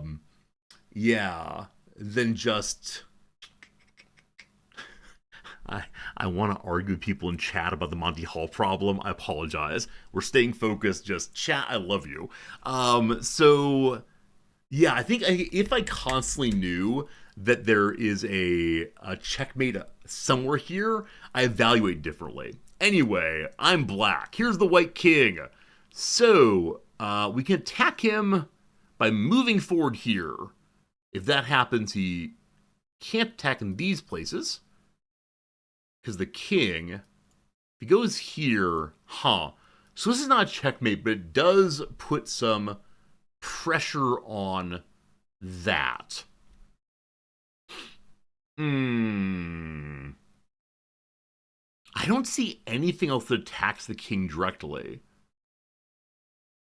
Yeah, if I move this one forward, wait, this peasant going forward makes the queen attack. Forward, peasant, forward. Hey, there we go. If you do the puzzle without the AI helper, then you'll not know if it's a checkmate attack or tactic. Unnamed comment, that's good. I like the idea very much. I'm going to do one more with the AI helper on, then maybe starting tomorrow we'll turn it off if we can figure out how to do so. So, here we go. Find a way to end the game with checkmate. Here we go. So, if our friend the rook goes here, it's just taken. Okay, this is interesting. I don't see an immediate solution here on this one. So, pawn goes forward, saves the pawn, but so what? The king can't move there. What am I missing? You're welcome to type solutions in chat. I just don't read chat when I'm doing these, so yeah, you all can talk amongst yourself about anything I do, including the blunders, the wrong statements, the forgetting up pins, etc. I just miss these things regularly. Okay, so you are in fact useless for attacking. You can't do anything. The king can't go there. This pawn could rush for queen. I guess if the pawn moves, I don't know how many steps away from checkmate this is. So if the pawn goes forward, we just lose the pawn. And then the rook takes that. So it's a exchange of a pawn for a rook. That seems good. Is that it? Like a multi-move checkmate? Wrong again, Resorty. Okay, not that. Oh, wait. This can move forward too. There we go. Sorry, I had a brief moment that pawn's already moved. We're fine. It's all good. Team. You feel like backseating strong in this directory? Yes, that's why I do not read chat during any of my gaming. And if you all get it right, you can feel very proud of yourselves. If you all feel that you could win the game, that's good. I hope you do win the game. Just for my case, not so much. Last one for now. Think about checkmate. I am manifesting checkmate. Here we go. I am the black side. So we want to attack there or nearby. If the rook just goes forward...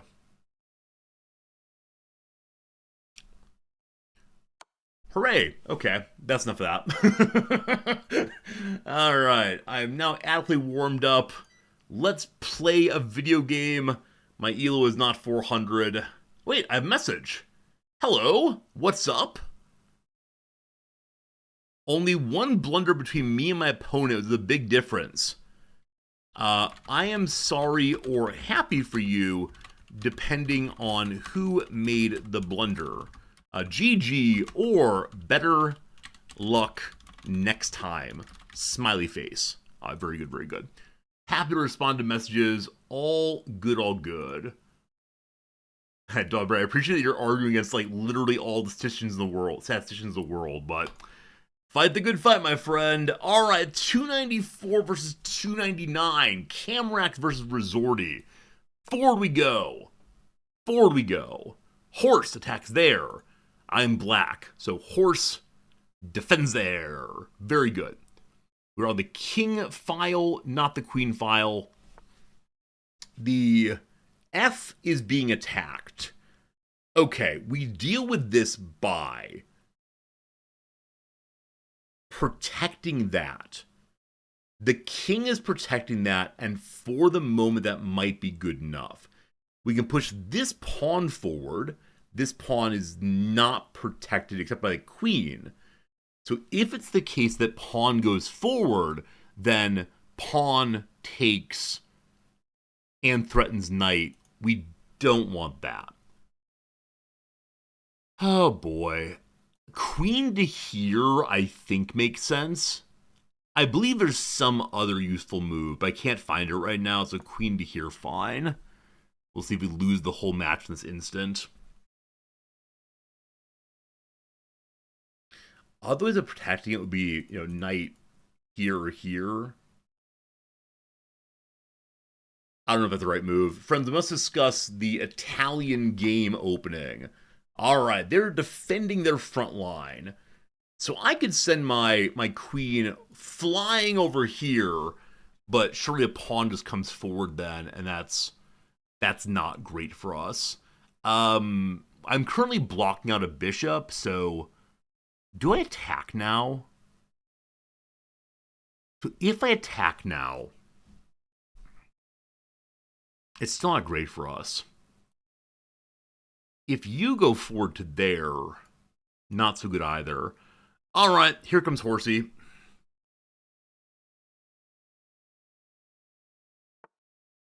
Okay, horse is now attacking pawns. Does end up being a fork on something I'm worried about. He would then be attacking that and that. I believe I push in. In this family, we believe in kicking. We kick the horse. Okay. I hate myself. I hate myself so much. I hate myself so much. I hate myself so much, friends. Friends, I genuinely loathe myself. I guess I didn't need to do that. I could just move the rook, right? I could just move the rook. I probably should just move the rook. Anyway, what an interesting opening that was. I mean, GG to him finding the path. So I think, interesting knight moves on the way in, I just don't see, unfortunately, very often. And that's okay. That's okay. So I identified that he could go here without realizing that was already protected, unfortunately. All right, we're playing from a deficit, but that's the way I like it. He's defending there and attacking nothing currently, I suppose. I'm going to move forward one here for right now. Wait, this is hanging. No, it's not. No, it's not.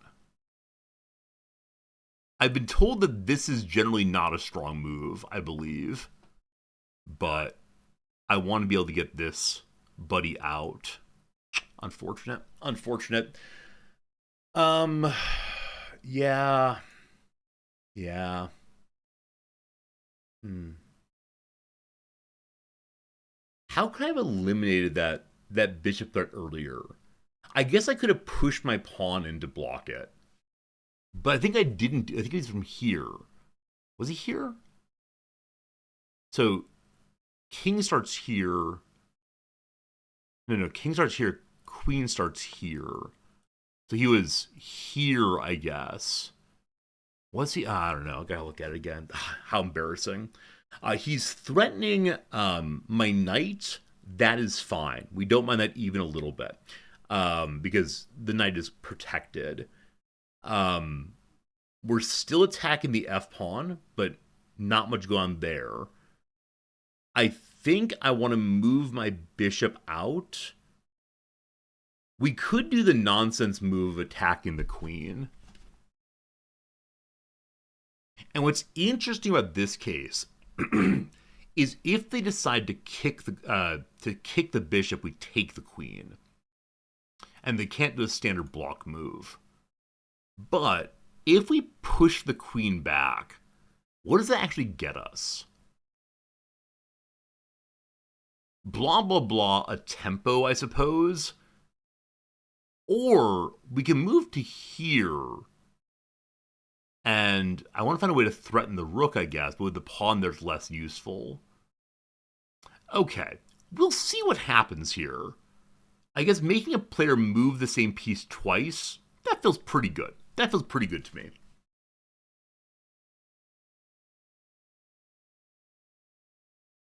Okay, so this jump is covered twice.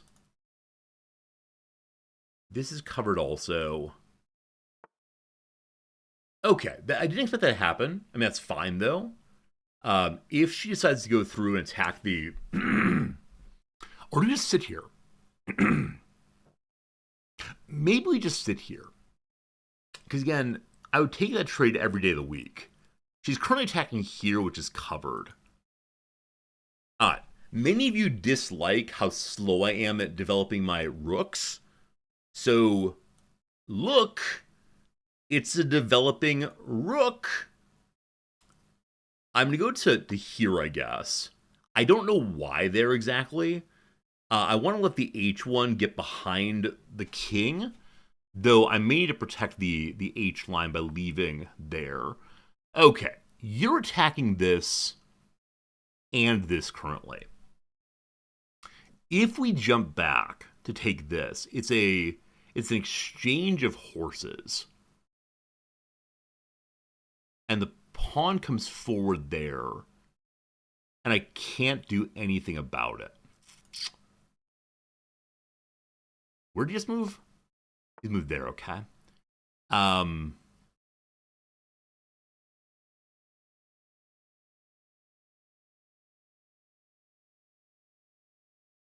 What else is he setting up, maybe? Is there a way you can get a fork off of this? I mean, he can attack the rook. Yeah. Okay, so having moved from there, he's no longer covering this as fully. And so if we just jump to there, we still lose pawn for knight. But does it make anything else happen? I don't think so. Unfortunately. Okay, if he takes the knight, the king can capture. And that's not a problem. It's just an exchange, though. And so if I'm going for just an exchange, I guess I go ahead and take, lose that. And then I don't know what happens after that. So I know I'm down 4. But I'll take the exchange in part to get this line clearer. So he's now attacking a knight. Okay. So the knight can move to here. That'd probably invite you to come forward.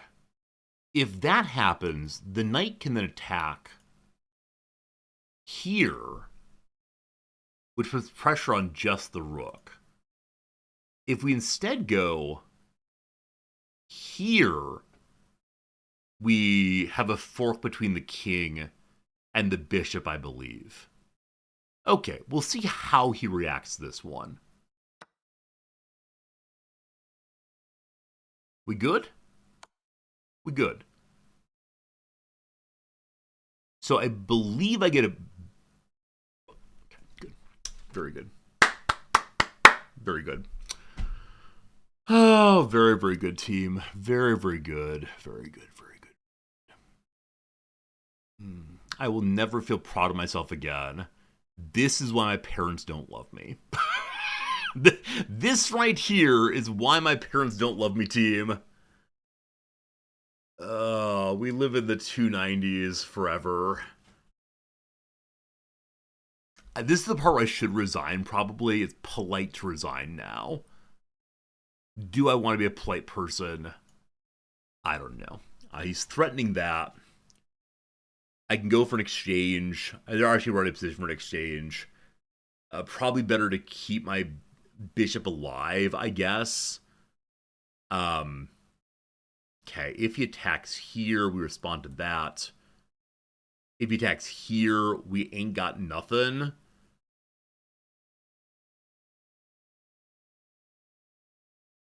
Man, I don't know. Friends, I'm going to glance at chat in just a moment here. Put a 1 in chat if you believe I should resign. A 2 in chat if you believe I should fight the good fight. I'm leaning resign. I'm not sure we're going to learn from getting absolutely thwacked right now. So 1 resign, 2 fight the good fight.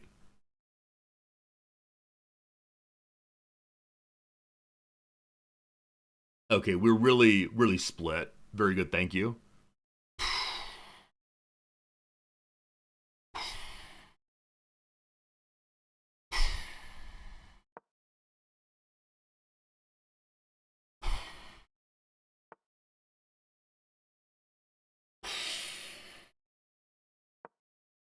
I believe I'm going to be moving pieces around until I ultimately lose. Great, good job. Good job, good job, good job. Good job, team. Good job, team. Lots of stalemates. Play for stalemate. I guess I could. If we move this way, the queen has a line to the rook. I'll trade a rook for a queen, sure.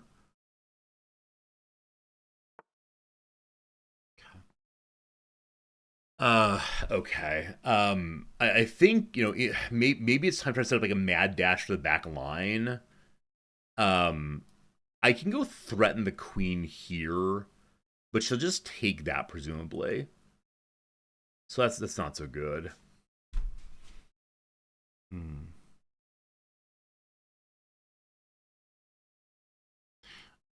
I don't know, team. I don't know. We're probably gonna resign very soon here. I have 2 rooks in a dream. Yeah, I think having multiple blunders in quick succession, not good for the content, we'll say.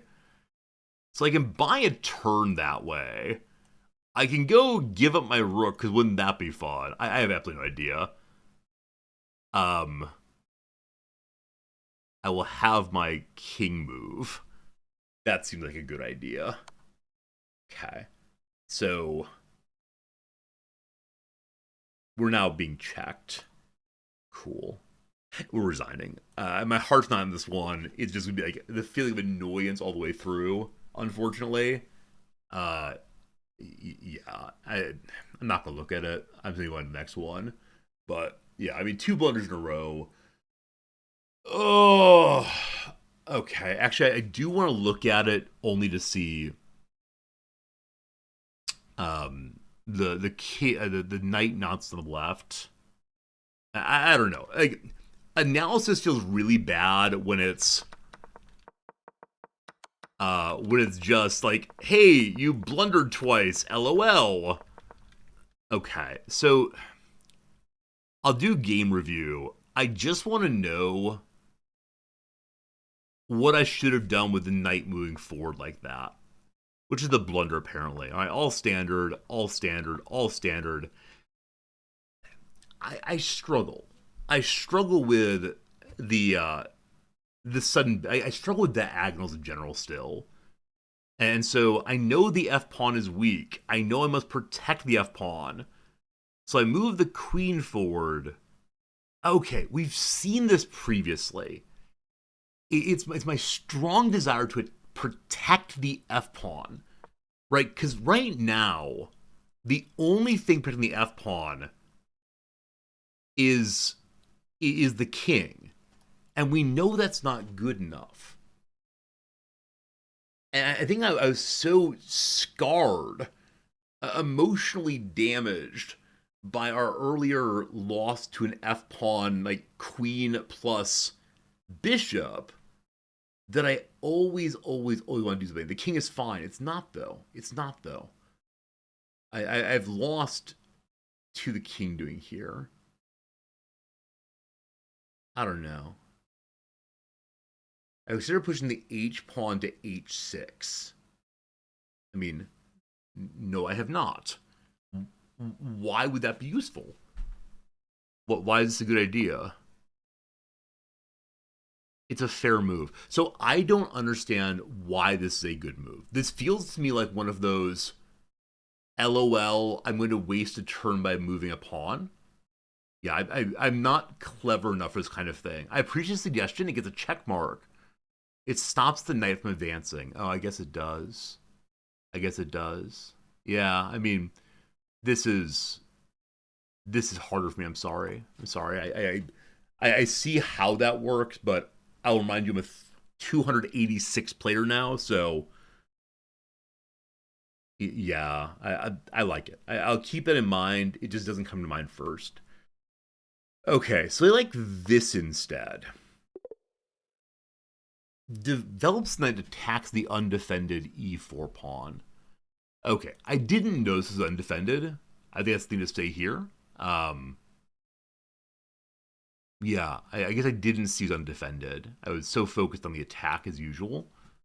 So, yeah, I see why that's good. Okay. I didn't do that, though. Instead, I moved my queen to defend. Because, once again, what's my number one response to any attack? Strong defense. Pawn comes up, fine. So the knight develops too late. I see that's an issue. Oh, boy. I kick the knight. They've made a mistake and their knight is lost. What's the correct move? Their knight is lost.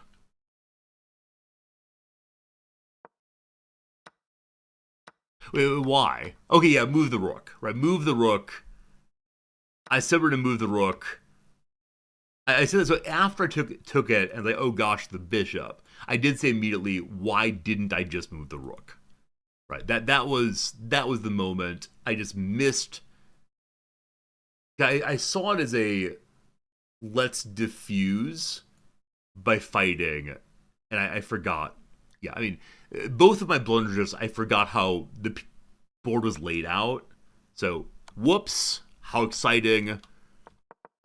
At this point, we're heading towards tilt, of course. What's the other piece I throw away? Was it the bishop? It was the knight. Someone got so convinced he found a fork, and, it looks like a fork. I said, yes, my opposition has done a good job at finding like a really aggressive knight move that works out. I will have a very aggressive knight move that would work out. And it would if the queen couldn't move backwards. So, yeah, I know that some of you are typing right now, Resorty, I always look at every attack before blah, blah, blah. And of course you're right. It is a fork, it hangs the knight. There's been some debate in chat about whether forks are forks if they're not successful.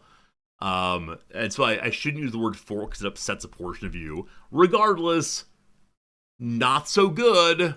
I'd like to move on now. So let's do better this next one. I don't know. I don't want to say let's be slower. Hey, Great Britain. GB Raucus. Hello, GB Raucus. A 360. Well, this might be bad. I have some concerns, unfortunately. All right, we do the standard opening thing. I want to bring my Alekhine back out, but We're not going to. We're learning standard openings. We're missing the table. You're attacking there. No, you're defending there. Sorry. I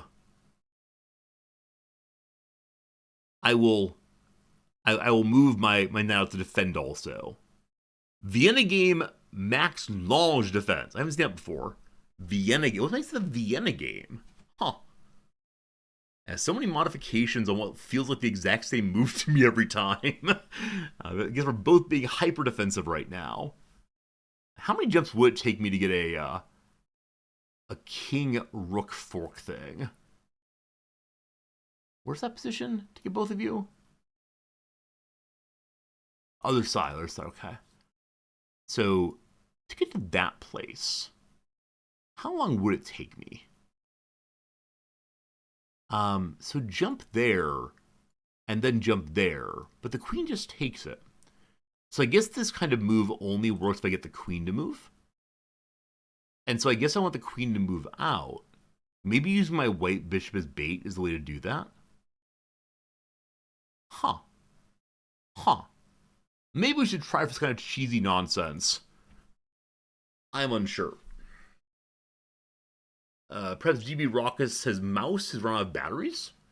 Maybe GB Raucus is handling their kids.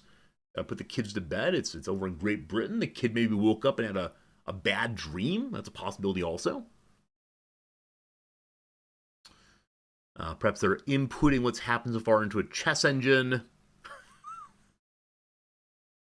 That's fine. That's fine. I spend time thinking also. So my current desire is to try this kind of nonsense that's worked on me previously. But again, to do that, I need to bait the queen out.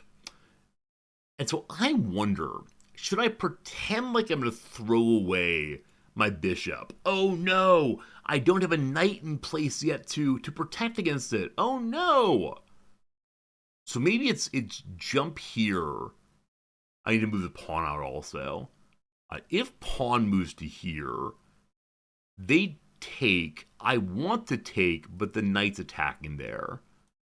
So that's not going to happen. Okay. I can attempt the standard. Let's pin the... Okay. Things are they're attacking the f-pawn. Please stop attacking the f-pawn. I have things to do that are not you attacking the f-pawn. Okay. So we do this. This pawn is not undefended this time. This might be different. It's fine, though. We don't move the queen. We're hanging out. I could have moved u4. So we're also attacking here now. Okay, so he's stopping my jumping forward. So if we go to here now, presumably 2, 3. It's an even exchange, then they go up a knight or something. What was it? Wait, I got confused. So if we push forward, pawn exchange. Yeah, they're up a knight. I shouldn't do that by any means. It's not even close to good. Wait, why don't I just take this pawn? Because of the queen. Because the queen is why I don't take the pawn. Okay.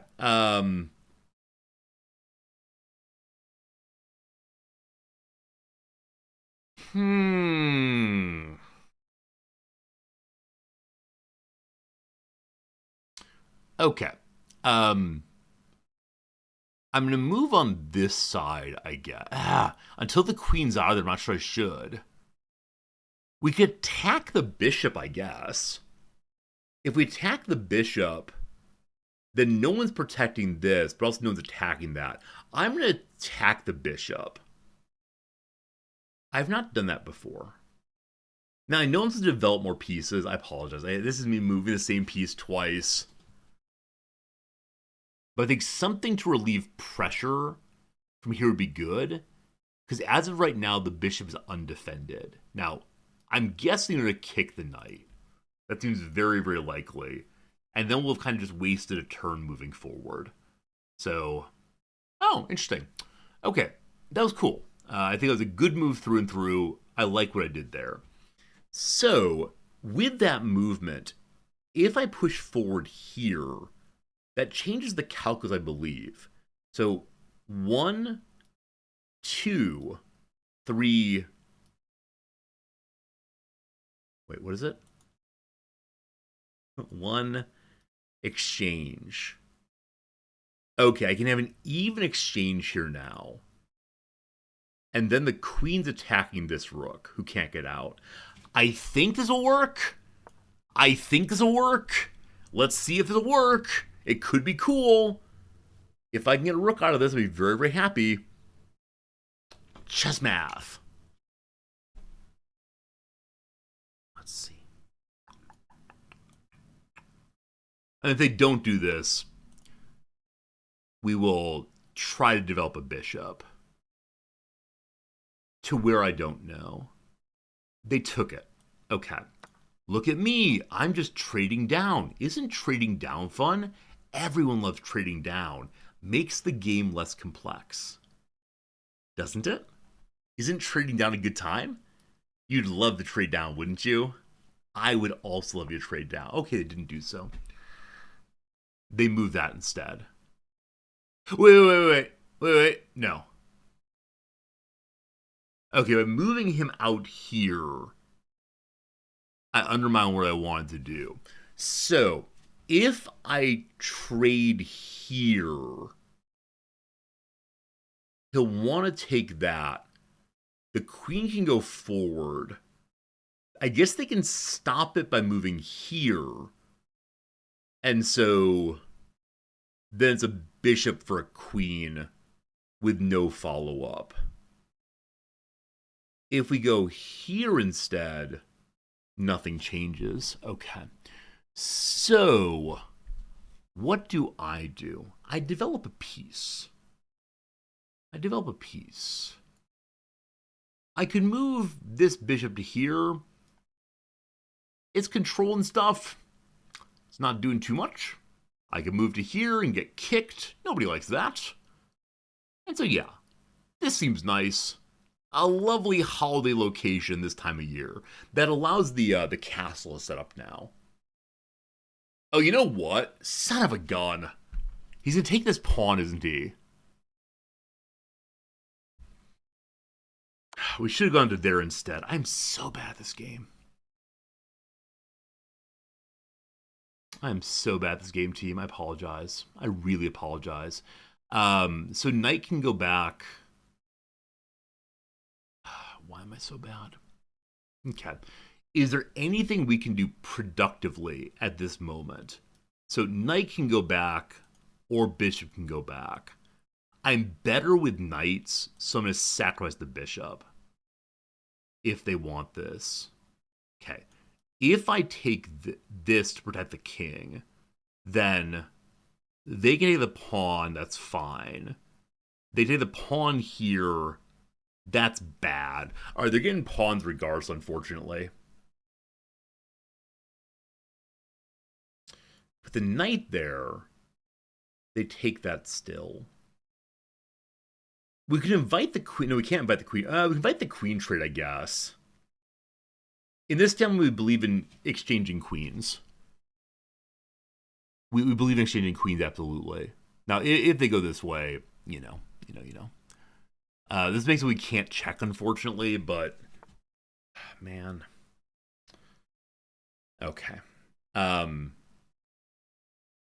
wanted to say this pawn's undefended, but it's defended this way. So that's not great. I might still queen trade here.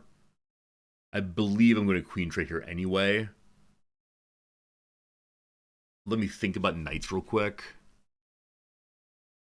I could kick, and in so kicking, block that attack.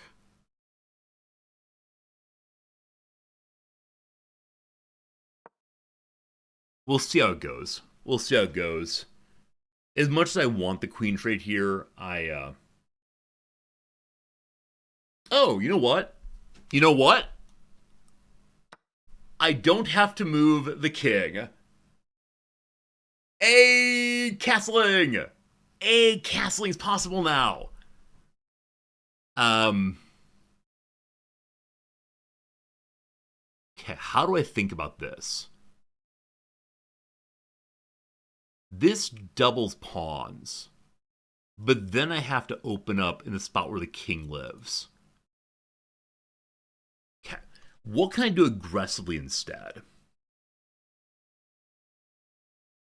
I don't see a way of getting a check. I mean, we could check in the dumbest way, right? We can do dumb person check. That's no good. Um, the white bishop. I mean, brother is still stuck in there. Now that move's no good because of the horse, but not good, not good, not good. Okay. I mean, I guess this is fine. It's another trade.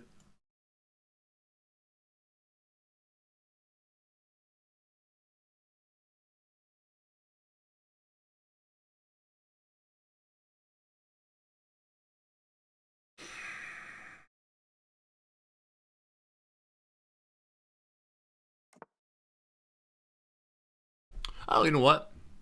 The rook can take this now. Hey!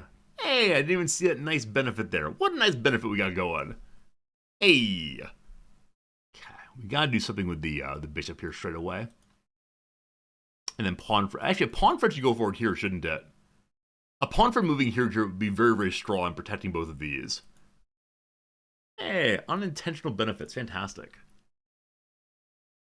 Friends, hope every good time. If you're enjoying yourself, consider to follow this way. We play exclusively chess every Saturday. Intend to play an hour or two of chess at the end of our daily streams.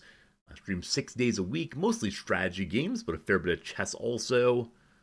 I'm aware that if this bishop moves forward, it's check, but we can deal with that with the knight there.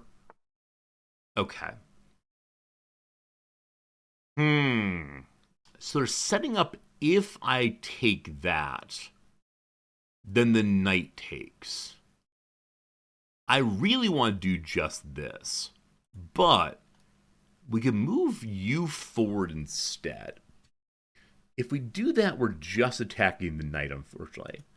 Okay, where else could the bishop go that might be interesting right now? So forward 1 does nothing.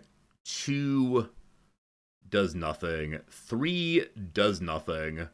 I mean, 3 attacks the bishop, we just lose the bishop. I mean, I can move forward on this side also. That stops the jump forward, but I assume they just take and I take, and the pawn line is really messed up then.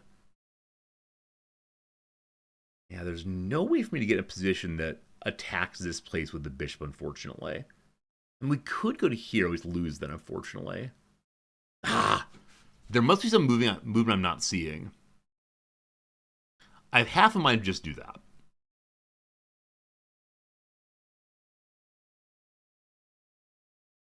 Okay. If we move the knight to there, we could possibly pawn and then threaten something. There's a bishop there. Look, I saw the problem. I saw the problem. I didn't make the dumb move. Good. No dumb moves this time. Okay, if we go to here, it doesn't lead to anything productive, does it?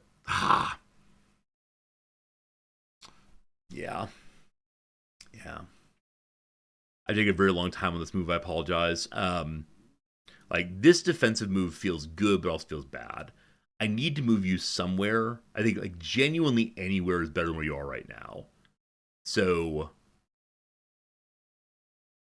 I'm just going to go here and threaten to move in and focus. It's not so good. Not so good. I don't know. We made a move. We made a move. Now we move on. The rooks can see each other. Ain't that cool? I'm considering moving this rook over to have checks available. but I'm not sure. Not sure. Earlier when the rook was stuck in the corner, it was so cool to get a good attack there, but it didn't quite work out. Okay, so why was I happy to have you here? Okay. Attacking a pawn and implicitly the rook. But if he goes to the pawn, the knight's defending that. Pawn for a bishop, all about it. He's attacking this pawn also, but the king can defend that if need be. If we go here, it's knight for a bishop trade with no follow-up. If we go here, it's less of a garbage check than before, but still print garbage check. Okay. If I just move a rook here, or rook here, what do I lose? I mean, again, the implied attack on the rook. But again, I don't mind pretending I don't see that. Because I'll take a pawn for a bishop. Yeah, I don't see that. What are you doing? I'm so confused. Oh, I'm bad at video games. Oh, it's awful being bad at video games. Oh, so bad at video games. Some portion of my strategizing really is assuming my opponent's bad at video games like I'm bad at video games. I'm not sure that ever quite works out, but still. There's not been a lot of exchange of pieces so far. We're 13 turns in and mostly sitting the same. I struggle a little bit to see how this one works without just trading down in a big way. Okay, so he's advancing forward here. I feel like we're heading in the direction of someone needs to pull the trigger. Okay. Is there any way to get someone else attacking from this spot? I would love to do that. Or protecting this spot. So how many knight moves do I need to get us attacking there? That's a bad one. That's a bad one. Never mind, I don't understand how knight moves work. My apologies for even mentioning them. We can move forward one here. If we do that, we lose the bishop. I think it might be time just to push here. So if we push here, the bishop attacks. Maybe that's good for us. Yeah, I think that makes sense. It removes the target from that also. I think I rarely remember to push my pawns in like that. But I now like this spot very much. So we gotta do something with that bishop. If he goes here, he's taken. Here he's taken. Oh! Wait. Either he drops back, or I believe there's no safe space for him. Is that true? Hey, that's a pretty good move. Totally intentional, I swear. That then let's take the knight, yeah? Yeah? So he has to go back. We can take the knight then. Is there any other move that's better than that? This also forced him to move the rook away. Is there any better move with him moving back?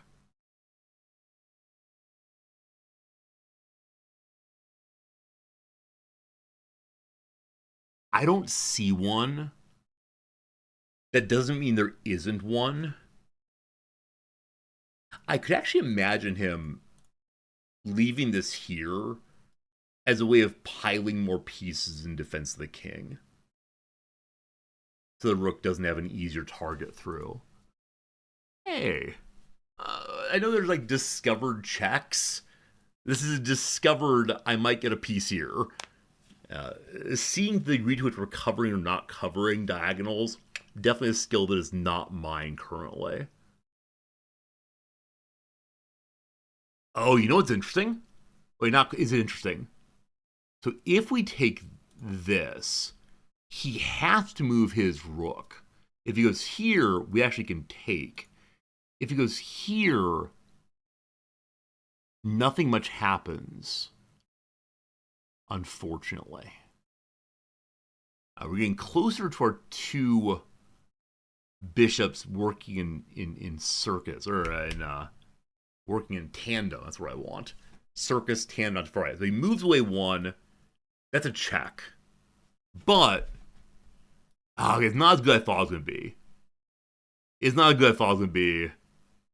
It's going to be an even trade, unfortunately. Oh, someone's been proud of himself. All right, 1 second. Oh, this is check. Ooh. Ooh. Ooh. Ooh. Ooh. Ooh. Ooh. Didn't expect that. If he goes this way and I attack here, we have something really good going.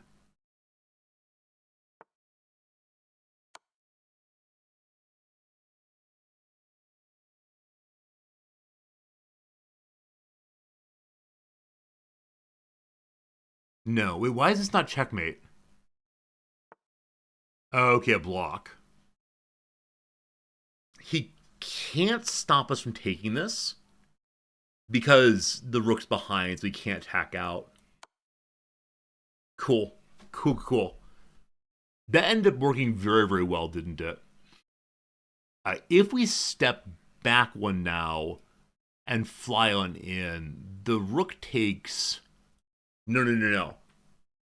Okay, 1 second. If I back up one, it's check again. I can take the rook. I believe.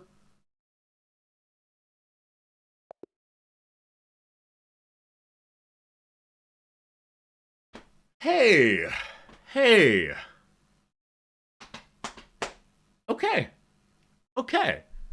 That's a win. I don't know at what point we broke through, but at some point towards the end of that little bit there, it felt like I was really, really in control. Really in control in a way that I don't tend to feel. Like the steps there felt kind of obvious at the end. Now getting to that place, I don't know. That's a premature resignation, was it? I was going to take his rook regardless. I don't know. I could definitely screw it up. I can always screw things up, of course. I would probably resign at that point. Maybe not, though. Maybe not. Okay, so we were fairly even for a while, and then he had a bit of an oopsie doopsie, and then things fell apart. I had no blunders. No blunders, team. I put like a 500 apparently. I don't know how they determine what this play as, but okay. Let's go ahead and do it. Here comes a review.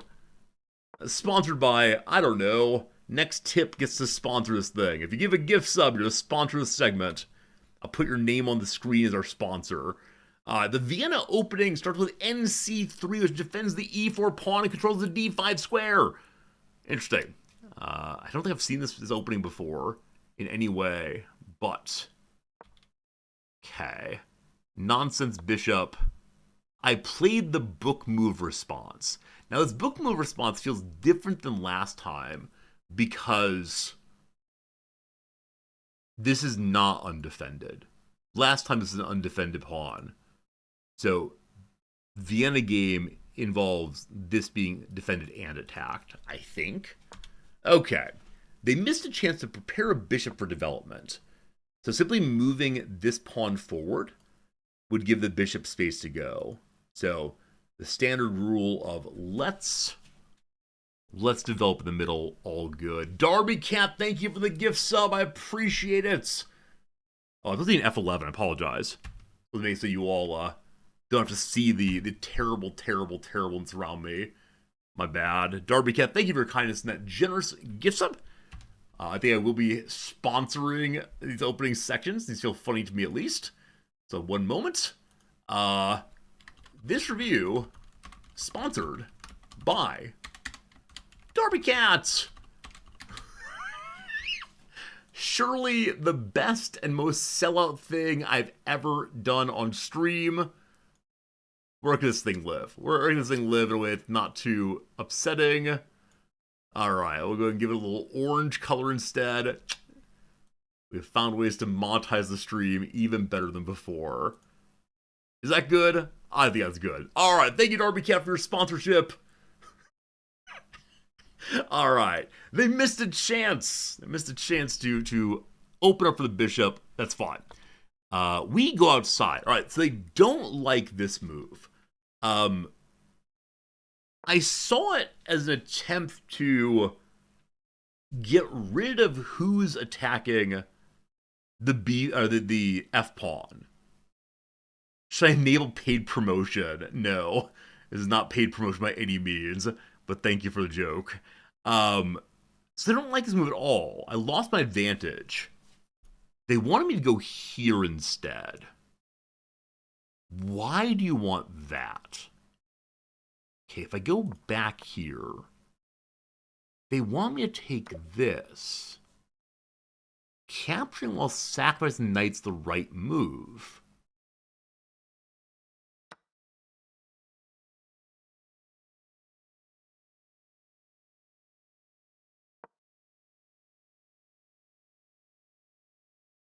A pawn fork. Okay. I don't tend to see pawn forks even a little bit. No, I know that, yeah, so as far as like the move I actually made, we'll get to in a second. Yeah, I don't tend to see pawn forks at all. I need to keep my eyes out for them, definitely, but I now see why that works. Cool. As far as the pawn move here, or knight move here, I've undermined the absolute rule that thou shalt never go to the outside of the board. And so I decided this was the condition under which it made sense to go outside the board. I guess it didn't. But like I said, I just wanted to diffuse the attack on the F pawn. That was what I was thinking in that moment. Good thought, I'm not sure. On we go. They pull away. I go in. They take. I take. Very good I saw that we could take here with the knight. Oh, there's a lot of counting here. Right, when he moved what away? When he moved the bishop away, I recognized that suddenly the chess math of that square changed substantially to the point that it wasn't just a trade, I believe, or was it just trade? It may have been just, the trade plus the queen can take the rook. That felt very, very nice. Yeah, it felt very, very nice to count that out correctly. So, partially trade, they then stopped the trading. I don't know if they just didn't want to trade away another knight, or if they saw the rook in danger. So they want me to attack this pawn, attacking the queen. Okay, they wanted me to try the bishop nonsense that I almost never try.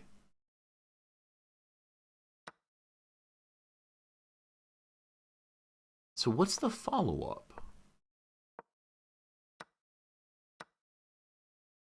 Okay. Yeah, I think I always struggle with what they want. What they want here? Like always. Because in my experience, they don't move the bishop back. They move the pawn forward, and then I disengage. Okay, this time there's no middle pawn, I guess. Yeah, no, I know that the knight could defend it. That's why I want to love this move. But every time I do this move, it does not work out for me. Every single time, I just want desperately to capture the queen. But yeah, capture the pawn initially is the important thing. Okay, I see. So we're up a pawn for doing that, and it's potentially a safe move. Got it. Is there a fear of losing pieces? Absolutely. Yeah, absolutely a fear of losing pieces. Also, I guess the more mature version of that is it's my fear of doing the thing that has failed over and over again.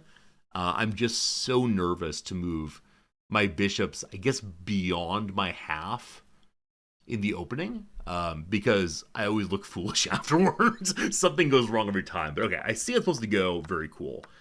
All right, we did some trading. Their queen left a little bit. They could have recaptured with the knight. They don't do that, no problem. All right, I said I want to attack the f-pawn too.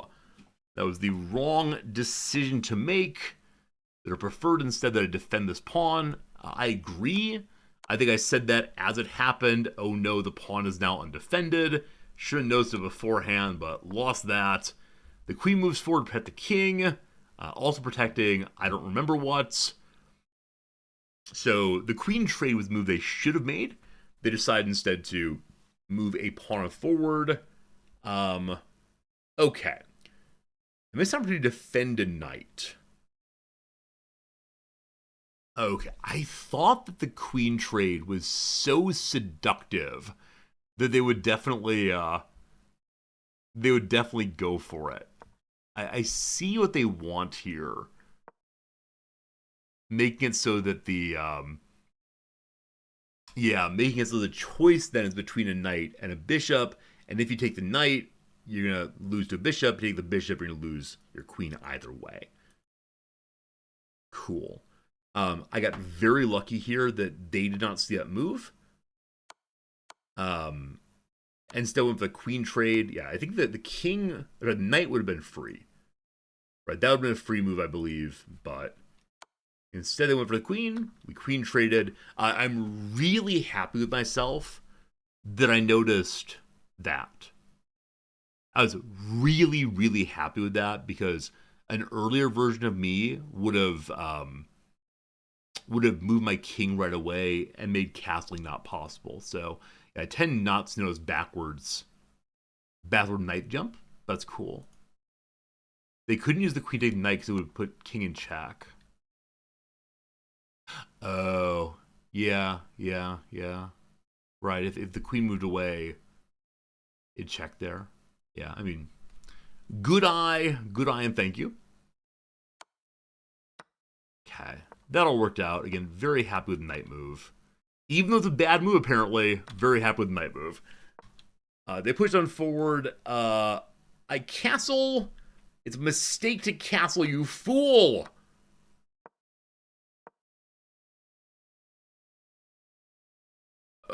Okay. They want me to take instead. Yeah, I started getting confused here. Now, I guess I see what happens here and what I think I talked about, right? We do this. Oh, never mind. From this point, I was thinking of if they take there, it'd be good for the rook, but no worries. They had opportunity to punish my inaccurate play. I get a chance to develop peace while winning temple on a knight. I win temple on a knight. This portion gets confusing to me very quickly. We start piling in.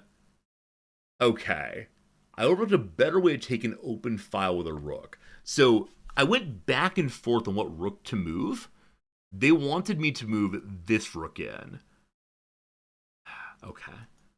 I often struggle with deciding which one to move because it feels like a reasonable move to have the ones right next door go, but how it goes. Okay, fair. Bad call. They don't like this moment. I felt like an absolute hero in this moment. An absolute hero.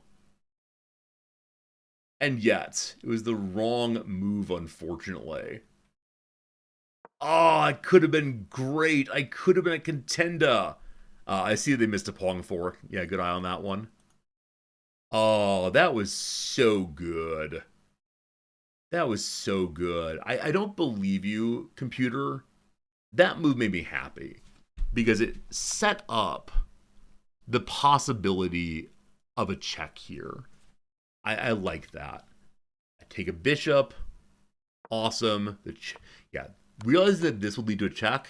Made me very, very happy. Okay. I just pushed the bottom button and reset. I apologize. Things are happening. I pushed in like that. Got myself that. They moved the king to avoid the check. I see a fork. I believe that I was so excited just to take the knight. That makes me really, really, really happy. The knight itself, and then recognize it's actually a check, and then more than that, we get a bishop was very, very cool. Oh, I take the knight instead because I recognize that it's totally free. Now, was that the right decision?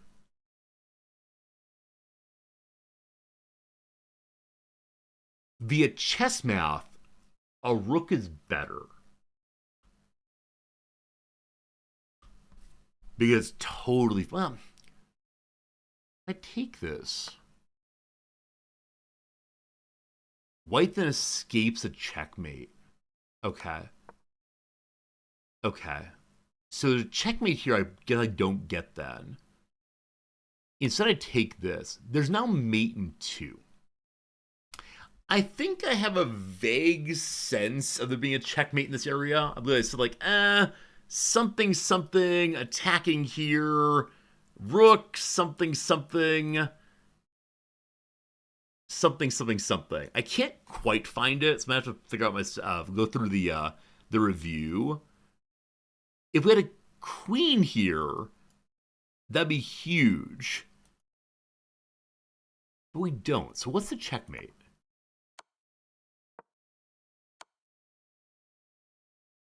Okay. Let me look at. So it's just the movement of the bishop. So they do move there. If I would have fallen back to here,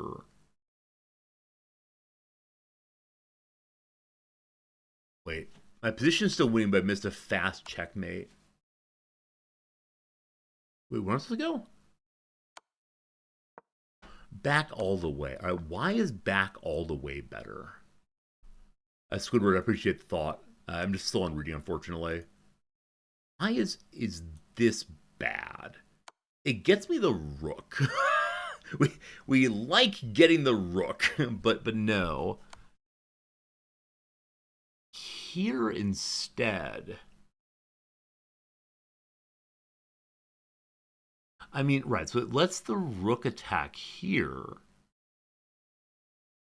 And then the king can't go that way because of this coverage. The king could go here. He can't go there. Why can't you go there? Wait, why can't you go here? What's attacking that? Wait, why is this disallowed? I'm missing something. Bishop. Oh, diagonal. Thank you. Bishop's attacking it. Didn't even notice that at this moment. Bishops. Okay, so they have to go here. Okay. At this point, I think I would have wanted to go here, a way of covering multiple lines. Which I know is not the checkmate, but I'm just thinking, like, what would I have wanted to do? So in this position, what could he do? I'm going to like play it out, I guess. So I missed the mate, whatever. He isn't being checked, so nothing needs to happen. Okay, they do what they're supposed to do. I see. I wanted my knight forward for this. Okay. But the correct move was here. And that's checkmate. Okay, let me see why it's checkmate. So you can't go here because of diagonal. Yeah, I just missed this the whole time. I think when I'm playing with one bishop in particular, I always have this moment of, is the other bishop alive? Cool, we'll use them later. Back to this bishop. Without realizing the work they're doing already. So I see how that works. All right, so they can't go there because of that. There, the rook. Yeah, okay. Maybe next game, which is coming in just a moment, I promise. Maybe in next game, what I need to do is, like, every single turn, mark where the bishops can go as a reminder of doing this. No, Virtue, I appreciate the suggestion of seeing your game. Put it in Discord and I'll look at it, but I don't want to show other people's games right now. I want to focus on mine. But I'm glad you had a 3-minute game. That sounds awesome. But no, it's not for me right now. But thank you. All right, so what actually happened? The actual factual, I did that. They moved that way. I grabbed that. Cool. I then missed the mate. I stepped back 1. That's fine. Uh-oh. I take that good. I take that good. Okay, so at this point, we're doing a number of, I think, good movements, but not good enough. it keeps popping up with like, you've got a checkmate. Good job. Oh, did he resign here? He resigned here. He resigned here. So at this point, I would have gotten the rook, I believe. Yeah, I would have gotten the rook here. I've been up by quite a bit. Fantastic. We won a game. Nice. Nice, nice. Friends, we have an ad break in 3 minutes. So I'm going to go ahead and run the ad break now. 3 minutes of ads. On the other side of that, we'll start a brand new game. Should be good. Darby Cat, thank you for sponsoring that review session. I'm definitely going to lean into that. If you want to sponsor a new review session in the future, we can do that. Jim, have a good night. I appreciate that. We're going to run the ad break right now. Back in 3. I'm going to go get some water myself and see you then. Thank you very much for hanging out with me. Means the world as always. See you again real soon. BRB.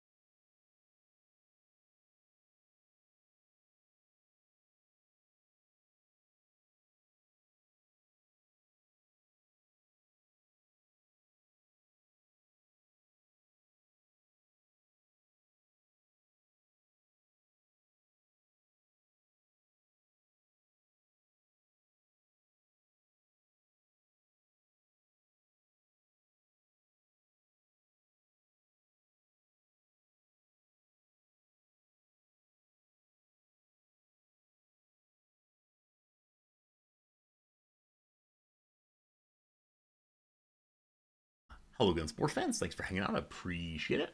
Ad break's almost done. We'll see how it goes. Question for you all: do you want music? I stopped playing music during the chess streams because we had a viewer who said that would be interested in making VOD or no clip videos of my chess adventures to put on YouTube. And he said, please have no music in the background because it won't be easy then to make overlapping clips if your voice and the music are there together and I can't just get your voice out. But he hasn't made any of them. And, if we're saying no music every week, simply to have the possibility of VOD someday, I don't know. So do you want music in these things? Do you not care? I'll run a quick survey and see what y'all think. And, I'm kind of neutral myself. I can ignore the music if I want to. But music during chess. Yes, no, don't care. And I realize that doing a poll right after an ad is the worst time to do it, but if you want to vote, I'd appreciate it. It's not determinative, but we'll see. Can I do it so the music doesn't go to the VOD? I don't know how to do that. I'm aware one can do it, but I don't know. It feels like advanced streamer action requiring more for the setup than like looking at the camera and pushing start stream. That's the entirety of my streaming acumen. No, I can look into it. In the same way I have closed captionings up right now, I just need to do the research work to get it going, but it's all fine. I always feel so deceptive though. Like once you start having music on the stream that is not going to the VOD, it's the pathway to let me play some copyright music. Oh, you want to hear the latest bangin' rap song? Here we go. I don't know. I don't intend to play too much music on stream, but we could potentially figure that one out. You'd like some subtle music? Maybe Victorian music? I mean, Victorian music occasionally is very heroic, so I don't know. All right, the majority of you, or not the majority, the plurality of you say no by 1 vote. So 5 no's, 4 yeses, 4 don't care. It's on me once again, as always. For the rest of today, I'll do no music. I'll look into it for the future, but... all right, let's do it again. I'm in the silver division. Where are you from, my friend? Cutter. And you're starting with a knight move. Okay, that's something for me. So I don't want to move to there. I can... Oh boy. I can move to here safely. Now, maybe I should have... I don't know, team. I suspect that something is coming that I'm not going to like, but what it is, I'm not sure. So our bishop could attack there. That pins, but he does the standard nonsense. Like, maybe this would be a way of defeating. Is he can, like, move the queen out, and then, bah ha ha, I'm attacking something. Bah ha ha. I expect he's going to.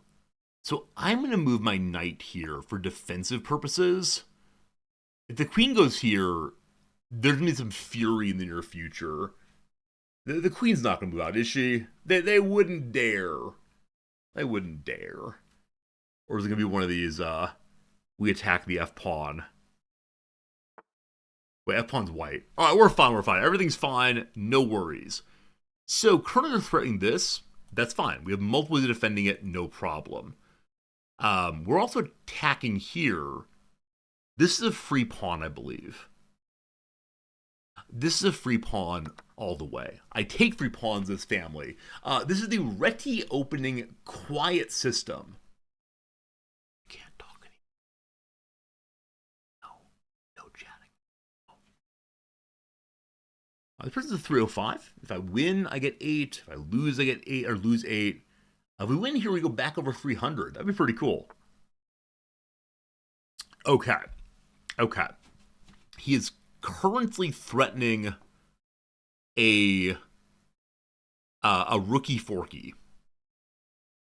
He is threatening a queen rook fork. But my king is here to stop it currently.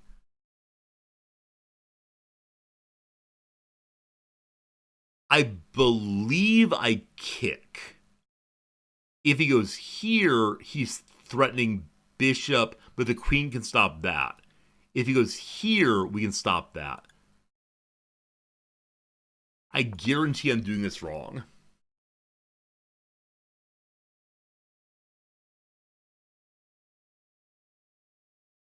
What did I miss?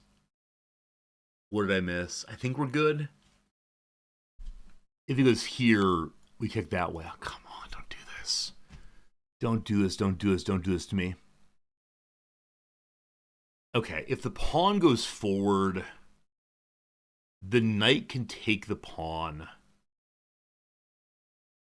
Okay. I can move the knight forward. This also threatens their knight. I think that's fine. I think. Oh, man. Down here in the 300 sewers, we don't believe in doing, like, let's have fun little middle games, do we? Gosh, I hope it's the right way of doing this. Oh, someone miscounted. Shoot. Okay, so that, I believe.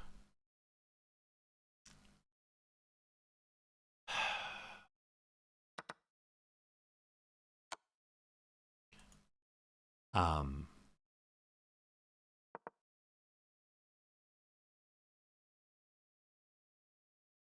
the rook! Why?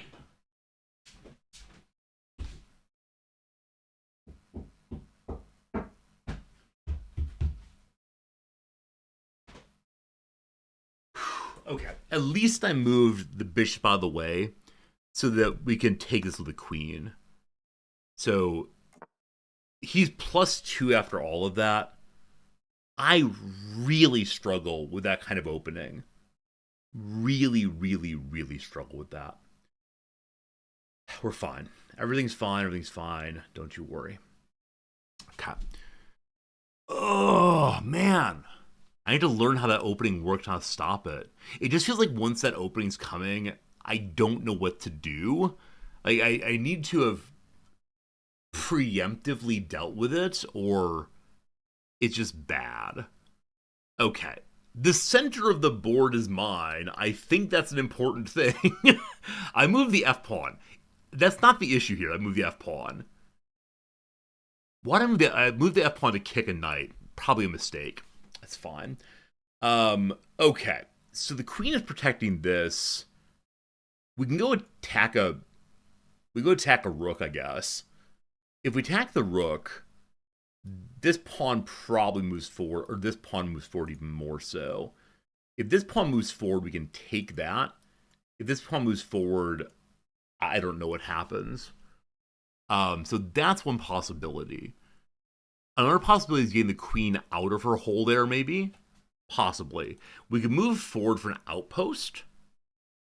You know what? We like outposts. F-pawn's been moved. We move the F-pawn even more. Hooray!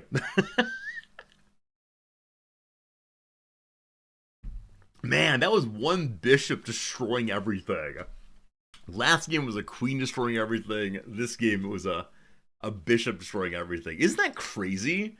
With such little development, one side of my board is completely wrecked. Oh, man, team. All right. They have attacked my beloved knight. I can do this now. And if they dare move that pawn, the rook is mine. I dare you. I double diggity dog dare you, my friend. Now, what that does for me, I'm not quite sure. Double diggity dog. If they do this, I'll be pretty bummed. This move here is going to upset me very, very much.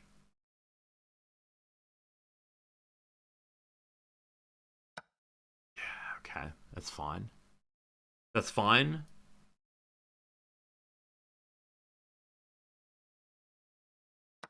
Hello.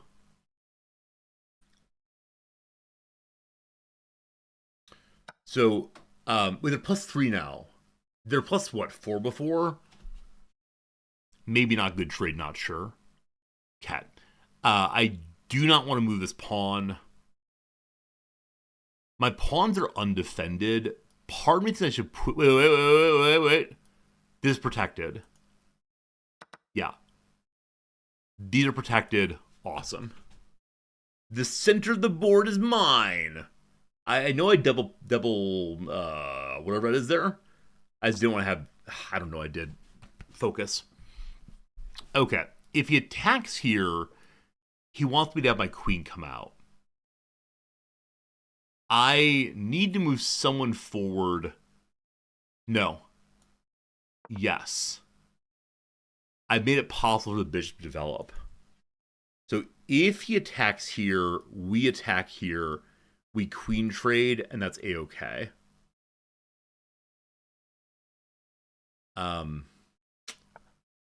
Okay. Piling in again. So currently the king and queen are on white spaces. That's not so great for me. We could face off against the queen instead.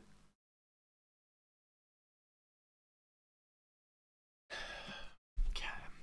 What do I do with my bishop right to help? Or what? I can go attack the knight. We can attack the knight this way also, can't we? But if we do that, then nothing is defending against the queen. They probably come out that way. So we could move the bishop here to do absolutely nothing. Do I just take this? The queen comes forward then.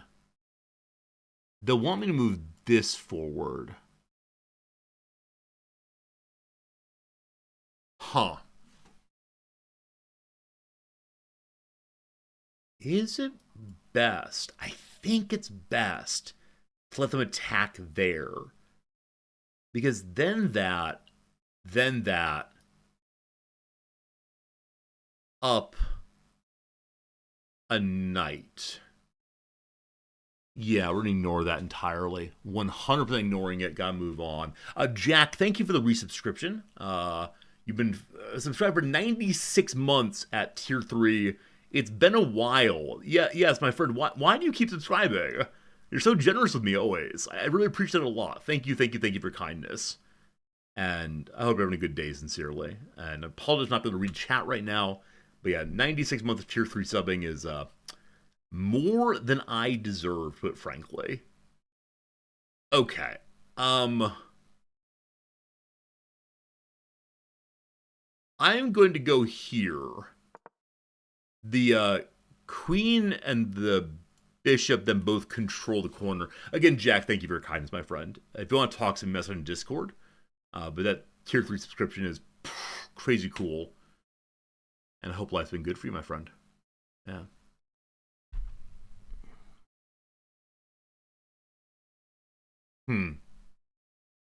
Apparently I specialize in playing from behind.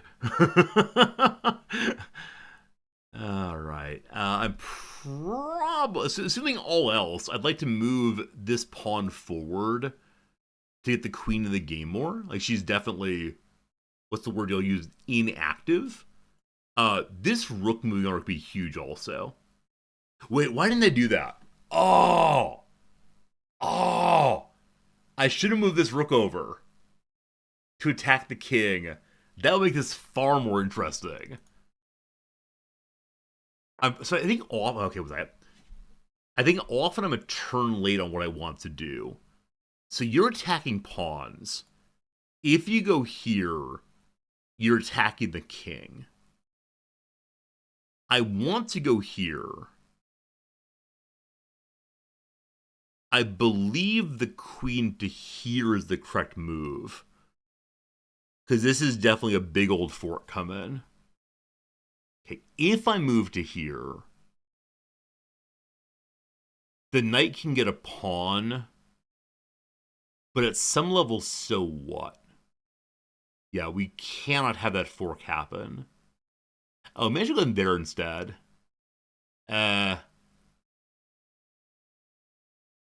Yeah, the knight's no longer part of this pile-in. So as of right now, what's attacking here is only the queen. So no problem there. Glad I saw that fork coming. That would have been a let's walk away and frown at ourselves for a while moment. Pneumatic Jam! Thanks for the Prime sub also. I missed that. I apologize. Pneumatic Jam, thank you for generosity, my friend. For 20 months. You started playing chess again for the first time in decades because of me. I don't thank you for it. I'm so pleased some of you have decided to go back to the world of chess. Very, very cool on that.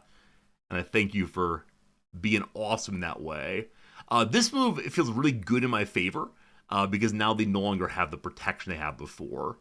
So, it's time to begin being interesting there. Again, the Mac Gem, thank you for your kindness. Okay, I could have moved here to protect the pawn. I probably should have done that. But now they're attacking the queen. Is there a safe way out for you? If I move the queen here, I believe the knight is stuck. I believe I got your knight. I believe I got your knight. Got your knight. I got your knight. Did your culture do this? The like I got your nose game? I wonder why that's a game that's played in the US at least.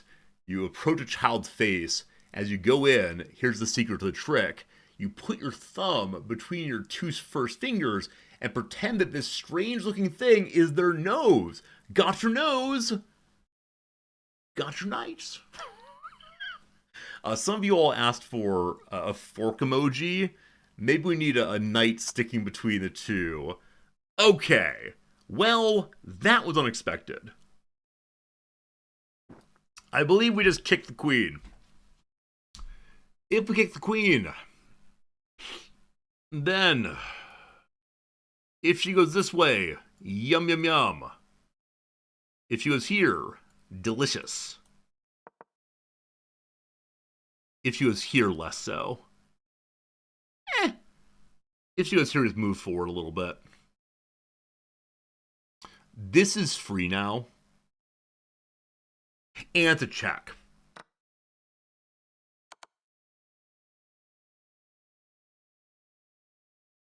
Ah! Ah! Ah! Ah!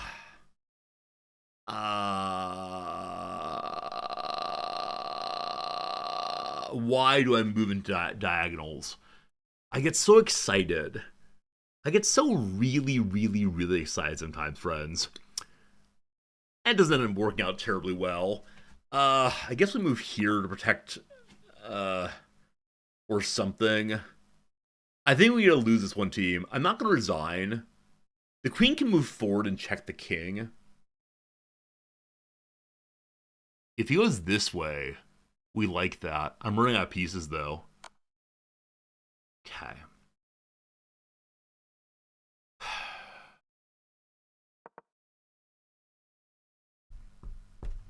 I believe we're playing for stalemate, friends. I believe we're playing for a stalemate. And that makes me sad.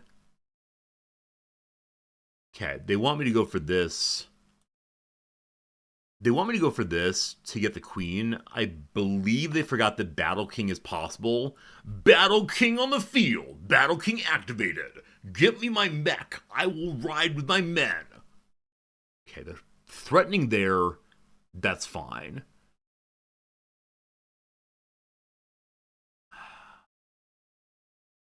I check.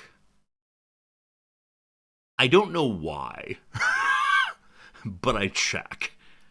That protects this pawn. Okay. I can continue checking. I don't know if that helps us even a little bit. I guess the intention would be to get onto this rook.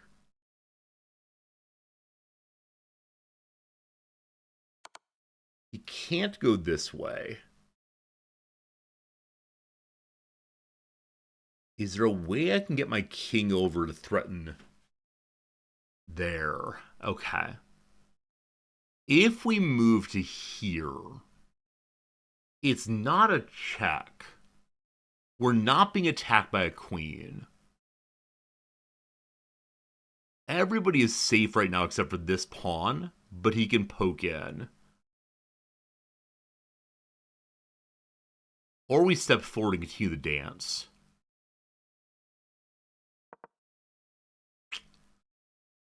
We were behind substantially. We'll see what happens. If he goes, they go to... okay, there can't be a check this turn except for by that. But they're not going to do that move. I got my my king and the boys hanging out. So I wonder if that's the correct move right now for them. And then I begin trying to get a queen march forward. Okay, they're attacking the queen. We can check by going forward one.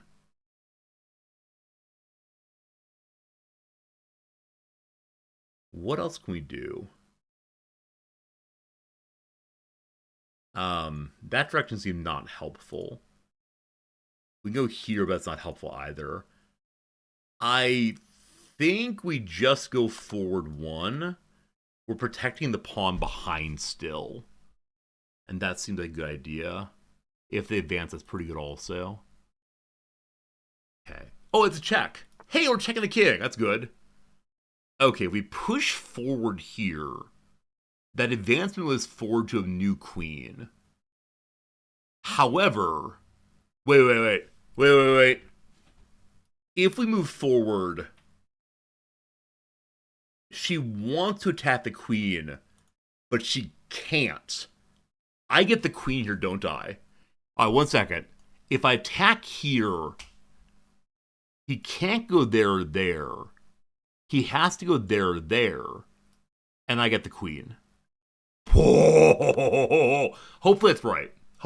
I think that's right. Is that right?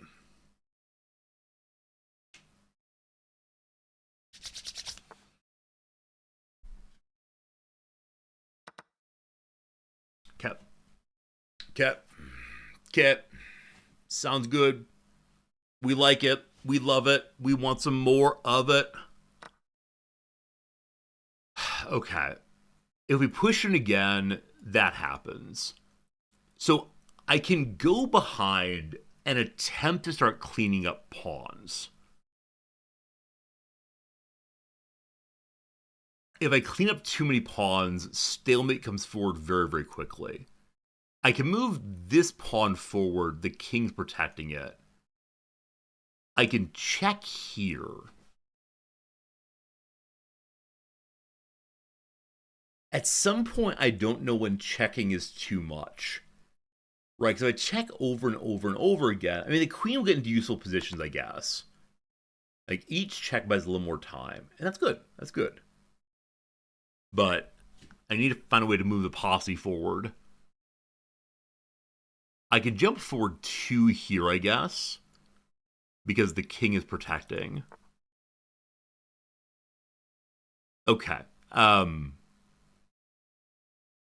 That's a new check. 1 second. If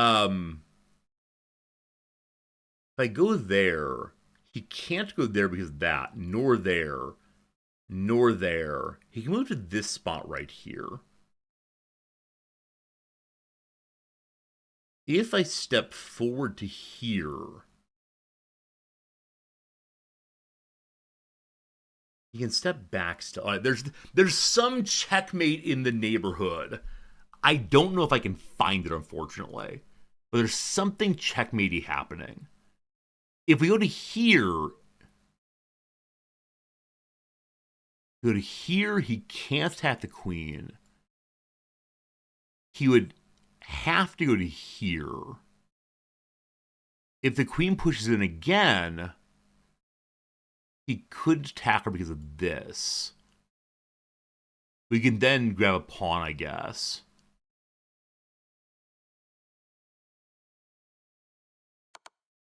I don't know what I'm doing. The long and short of the story, I'm not quite sure what I'm doing here. I may end up trying to grab a pawn.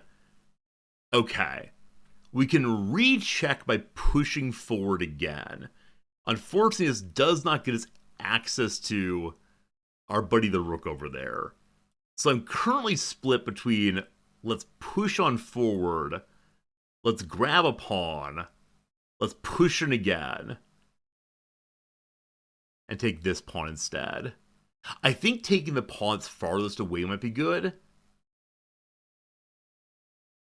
Because I don't see... Do I see chasing the king working out? So if we push forward, he then drops back again. If I keep pushing him, eventually the queen is exposed and I have to be careful. But I wonder if I can get a way for him to expose the rook to me. In a moment here, I will either take that. Okay, he has to go there. If I push forward him again, I lose the queen. We don't want to do that. We take this, which checks also. If he goes backwards, it is the happiest day of my entire life. Okay, he does not go backward. Fine. So the queen could take this pawn just to deal with it. Part of me just wants to deal with it.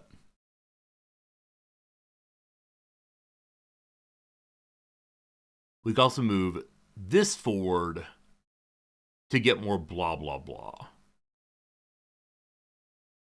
We can also check from here, but that's very, very bad. Check from here again, that's just undoing the move. I'm going to take that. Because again, if that doesn't happen, the queen is... There's a possibility that running for queening. Okay. He's unable to take anything. I believe pawn forward makes a good deal of sense here.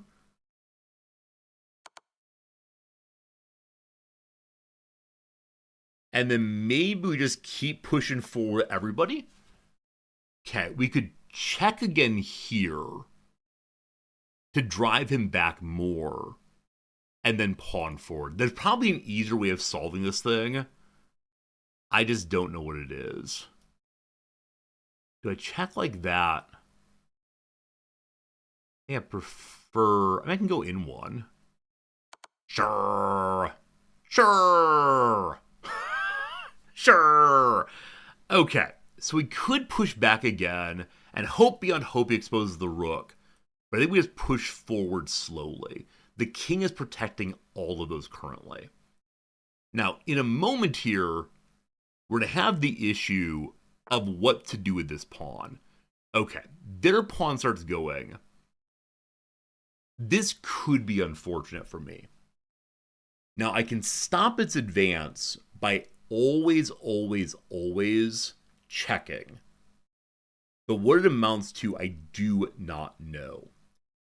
I guess it's the case that next time there's a king move, I can grab this pawn and threaten the rook.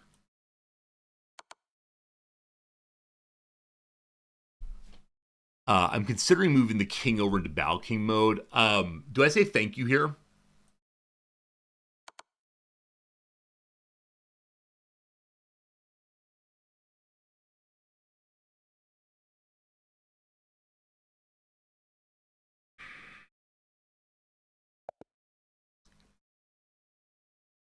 All right, team. All right. It worked out. Surprisingly, I think either I'm better at endgame than any other part of the game, or the opponent is more likely to blunder the endgame. I'm not sure. I missed mate. All right, Thorn, look here. Thorn, look here. Thorn, I know you're very good at this game. Here's what I need, though. I've just won a game that I was probably going to lose. Like, I want us to be very clear about that. Like, Resorti's mood in this thing was like, oh yeah, we're good vibes. I then had a bad time. I walked to the other side of the room, grabbed my hair, and went, ah! I then came back. I locked in. I played pretty well. I was some good moves. I have two, big win, big win. Good job. I win. I feel amazing. I glance at chat and it says, Thorn969, you missed checkmate.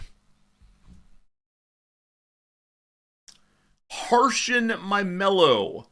In the absolute flood of good job, well done, I thank you. Thorn969, you missed mate. No, the majority of your kind, I thank you immensely. I appreciate your encouragement. It's just a weird thing. It's a weird thing. I'd like you to evaluate your motivations. Is it streamer, you're bad at the game? Is it streamer, I'm better than you? Just evaluate your motivations, team. That's what I want to know. That's what I want to know. We're over 300. 304 has happened. All right. Quick little review. Here we go. 58.2 to 51.9. Things got kind of dicey for a while. We are both terrible in the opening. We are both okay in the middle game, and I'm a little bit more okay in the end game. I played like a 350 apparently. Beautiful. Beautiful. All right. So, there were some good times, there were some bad times. All right. Yeah, moving with a knight first really surprised me. Incidentally, a gift sub or a tip right now, and this review will be sponsored by you. Do you want to sponsor it? I don't know. I was moved here because it's a safe move. Okay, so they moved the pawn forward. The correct move, so-called, was to move the bishop forward for bad times. But move the pawn forward, I grabbed the pawn. Cool. Felt really nice. Was not sure what to do with the knight after this point, but that's all right.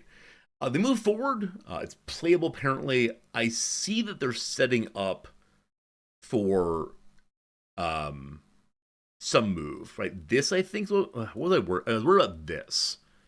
I was worried about that one, possibly, or something. I was worried about a move at this point. I make a terrible decision. Once again, I kicked the knight. Once I kicked the knight. I don't know why I kicked the knight, but I kicked the knight. What's the correct move here again? Wait, what's that? The best move here is... No, it's them. What's the best move for me? Develop the bishop. Develop the bishop. Of course. I think I often am desirous of developing the bishops to the middle. But I see why that's very nice also. Now, with that said, this feels... This is taking apart the king's wall. We don't move the king's pawns in this family. I see that's really good, though. That's very good. It protects... I don't know what it protects. Unless the bishop out, at least. Fair do. Instead I kick. That's bad. Here comes flying bishop into the... flying bishop into check. A little bit of panic here. So I discover now what's happened is... I'm unable to move the king out. I think that's what he's going for, is I'm unable to move the king. And that feels bad. I blunder in response. So, right. Was the correct move to move the pawn out? Please don't let it be to move the pawn out. Where's best? Best move. I hate this game so much. Incidentally, team, when I move the pawn out, the right move is to move the knight out. Just so you know how this thing works. Absolute madness, this game. Pure nonsense through and through. Whichever one I choose is wrong. And I don't know if I can tell you why it's wrong. I believe I chose the knight because if they go forward here, attack. If they don't go forward here, I can attack their knight. That made sense to me, but, yeah. They threaten the diagonal move the f-pawn. The c-pawn. They threaten the other diagonal, don't move the c-pawn. Sounds good. Alright. Dumb move, but it kind of works out. It kind of works out. Alright. Normally knight's better. Here the pawn better is worth less. Bishop must retreat. Okay. That makes sense. That makes sense. So if they want a pawn, oh well. Yeah. So I see why this is bad now. Like, rough. Super rough. That feels bad. So, team, I'm curious.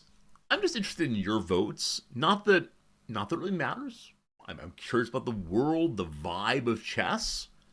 My opponent here, Pames. Do you believe he's playing intuitively? Or do you believe this is some nonsense opening he memorized? Is he like, he has a notebook at him as sides? Okay. The mission is tacky. Number one, intuitive play. Very clever. Number two, pure nonsense in the opening. He knows some moves. It's not an opening. Okay, so it's just him figuring out on the way. That's great. That's great. Yeah, I think anyone who's able to like fork my rook in early game bothers me. Now, with that said, yeah, he was gonna take the rook regardless. We're just like from it's Cutter actually. Yeah, Cutter there. Or Gutter Fur. Not sure to say that one. Yeah, I think early game forking of rooks. I struggle with that as like a player of my level, but fine. He takes a rook. I'm feeling pretty bad. Wait. His taking the rook was good for me.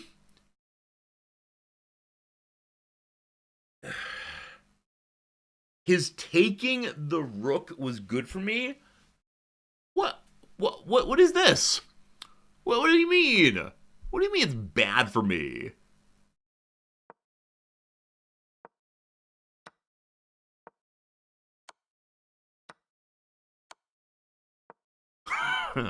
All right. Look here, chessbot. We're at level 300 here.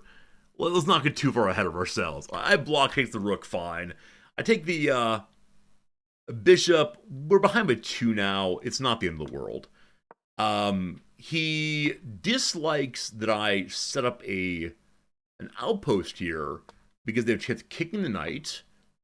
You allow the opponent to kick a knight. I mean, isn't that true regardless? Like, they're always going to have an opportunity to kick a knight. Is the thought that I should have disengaged in some way instead of outposting? Huh. I see how kicking is a tempo issue. Yeah. I don't know. I was already defender also. Thank you for noticing that. Double defense feels better. Okay. They kicked. That feels bad. Aha! So I have the clever idea of if you want to take the knight, we're going to take your rook. Apparently I'm losing a bishop that way. Why?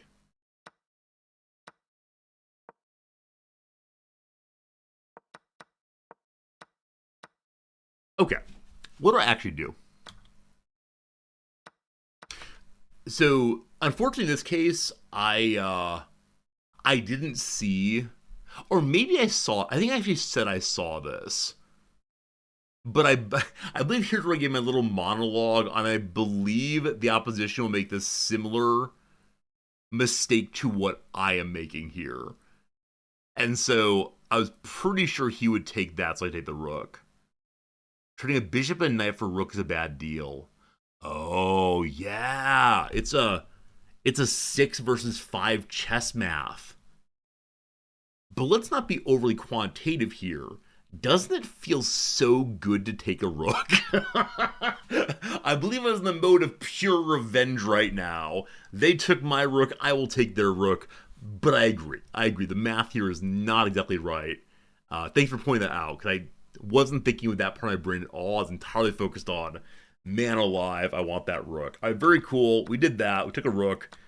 Yeah, that's happened. Yeah, it happened. This moment feels so strange. Like, this moment feels so unbelievably strange. Because he doesn't have any pieces out, and I'm kind of just hanging out in the middle. He has fewer pieces out, but I have fewer pieces overall. But yeah, there we are. All right, we just start chaining in the middle. They missed a chance to force the loss of castling rights. Okay, so if they had gotten a check on the king would have to move almost certainly, but how it goes, we just strengthen the center. That was the goal, just to develop the piece. They overlooked an opportunity to win tempo by threatening a bishop. Okay, so in this case, they could have gone to the outside edge and threatened, but they didn't. Instead, they went here.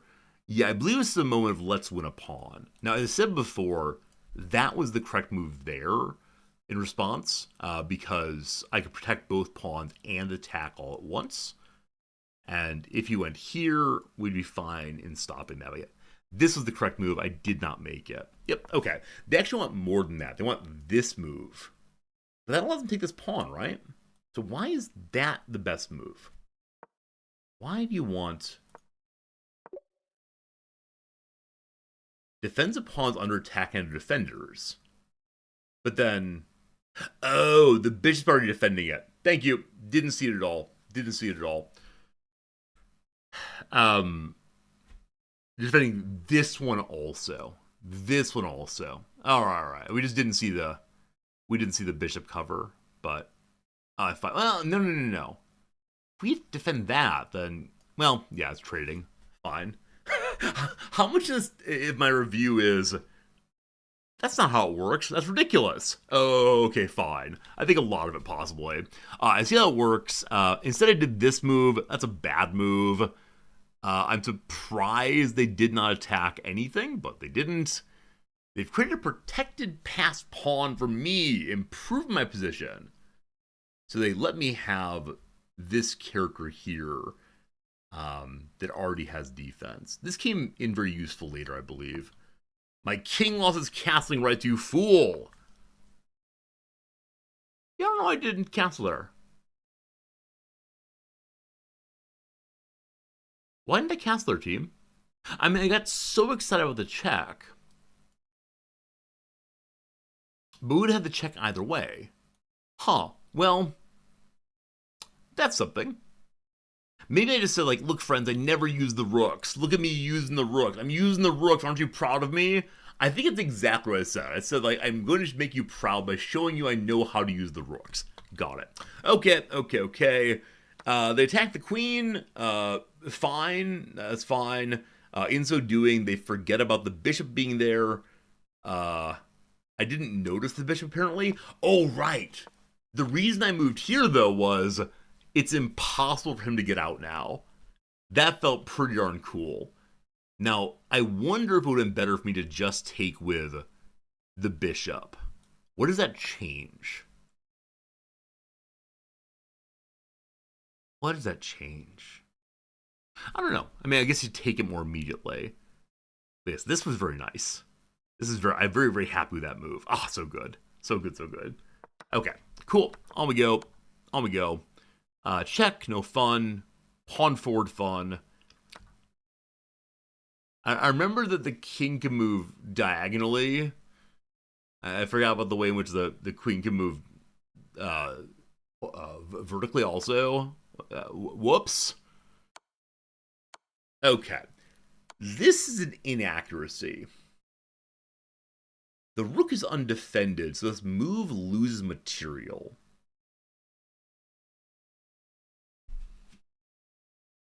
I mean, I see we lose a pawn here. No, we don't, though, right? Because I'm checking. That's why I did this. It was a safe check. I see we aren't taking that. What's the problem, though? Oh, the problem is exactly what happens, right? Whoops! Yeah, I remember now. We felt very proud of ourselves in this moment, and then we didn't. I believe this is my second major blunder of the game. Yep. Notice I couldn't move to F6 instead. I mean, I want to take a piece. I think that's what it was entirely. I was very excited to take a piece. This often happens, so that is the reason it happened. But, yeah, unfortunate. Yeah, a bit of a blunder. Didn't feel good, but fine. We then take a knight finally. We check. We run away. Okay, so they go here. I'm guessing that's so they have the protection of the bishop as well as threatening the pawn at d5. Okay. They don't like that I move my bishop in. They prefer the queen up instead. I see how that covers the line in the exact same way. Huh. I'm gonna say that like what the move I made is not a bad move, but it makes the queen more active, I guess. Also a check. Diagonals. Diagonals. My true enemy, diagonals. Oh boy. All right, they run away. We shift away. Their bishop comes flying in. A little bit of an exchange. I think at this point I start fretting. Do I want to make exchanges? They're +5 now. That's fine. I finally noticed the check. That's pretty cool. At this point, we begin being aggressive on checking. I imagine myself taking a rook. They move forward that way. I hide here. Why do I hide here? I guess because we're protected by the pawn at e4. Oh, check also. Thank you. Okay. This point felt nice. This part felt very, very, very nice. Maybe change the color of the pieces of the board so white pieces aren't camouflaged on white squares. I like the idea. Alright. This point was amazing. Because I think I noticed immediately the move to make. Yeah, I see how this is a huge blunder on his part. I understand why he... Do I understand why he doesn't want to go there? I was going to say because then I can go this way, but that's not true. Yeah, this move is really nice. Yeah, we noticed that we can check, find whatever, but more importantly, in so doing, we take the queen finally. Yeah, I would say this is the best move of the match. But with that said, it's based on his blundering. He has to move. We go we. And yeah, from this point forward, it's a bunch of checking. Mate in 1 here. All right, I missed a mate in 1. Can I find it? If we go to here, so you can retreat to here. If we step forward here, he can go to here. So all of them can go to here, I believe. So the only way to stop him in there is to go here. How do I stop this? Should checkmate, please.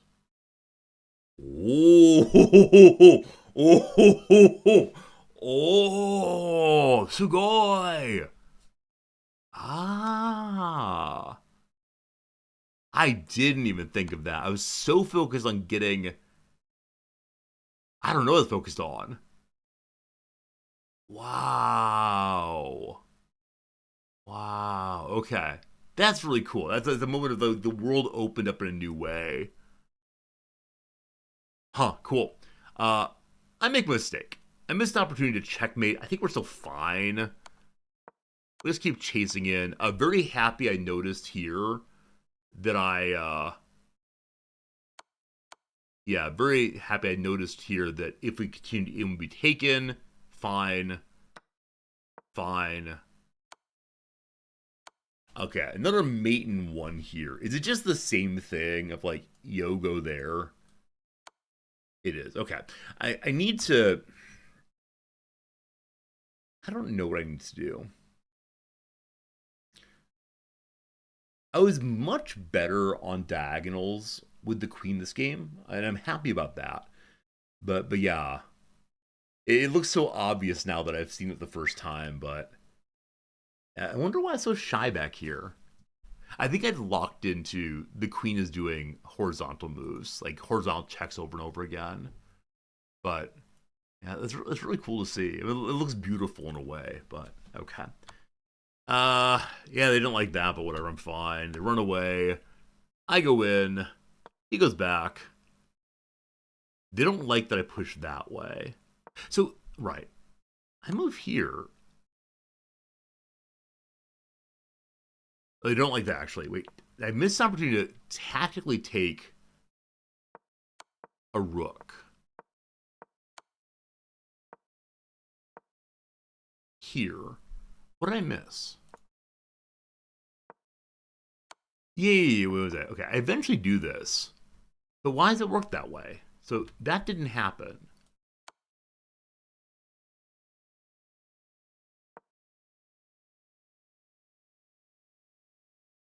Okay, there's a checkmate here that I didn't see at all. Didn't see even a little bit, unfortunately. Okay, fair. And so, like, I recognize there is a way to make him reveal the rook. Nice skewer. That X-ray attack will win you material. Okay. X-ray mean that you're looking through the pieces there. So in this case, I could have gone ahead. No, I can't now. He's now protecting the pawn. But this moment feels very, very nice. He resigns here knowing I take the rook. Okay, cool. Yeah, big comeback, big comeback. One of those cases I gotta stay with it, not give up, obviously, but very cool, very cool.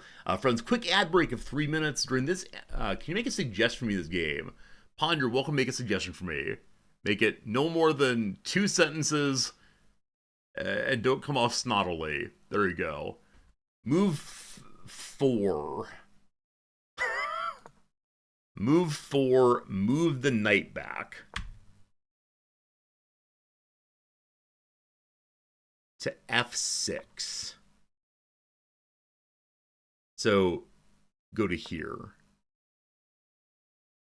That's fine. That's fine.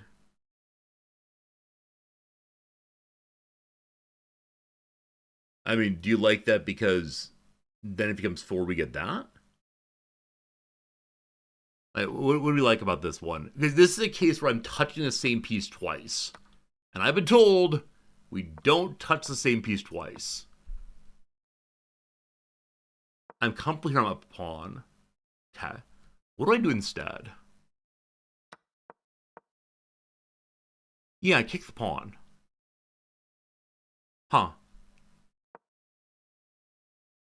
We gotta swing the queen. I mean, I make that move. Oh, it's the nonsense here. I see. So attack on the king then. Oh. Yeah. Alright, so then this thing. And then somebody takes something. Is that checkmate? Blunder, wild blunder. Okay. With knight at f6, I should never play. I mean, people say never play f6, but I was. Yeah, okay. I need. Okay, right. Whatever. It's fine. It's fine. So, if I move the knight back, what happens with queen swing? Yeah, I see it's protected now. That's very cool. Makes sense. Very cool to protect that. Okay. Yeah, absolute rules are really hard for me because then later I say, friends, I didn't do X you want me to do because you said never to do. And then chat says smugly, there are exceptions. So then I struggle. So yeah, like with the earlier, do you move the pawn or do you move the knight? Whichever one I do will be wrong. I accept that, but I don't know. I see how moving back very helpful there, though. All right. Friends, we're running the quick ad break. During the ad break, we'll do our crossword puzzle for the day. 3-minute crossword all the way. And you know what? We're going to go and do it very quickly today. And then one more game of chess. Usually I end at noon on Saturdays. Today, 1 more hour for you.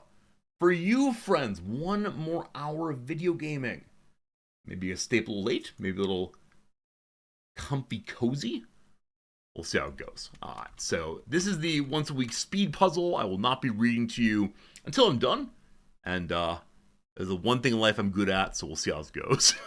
Happy Friday, Molly Cowger. Japanese crosswords when? Never thank you. Crosswords require cleverness, and I have no cleverness in Japanese. That's how it goes. Good luck.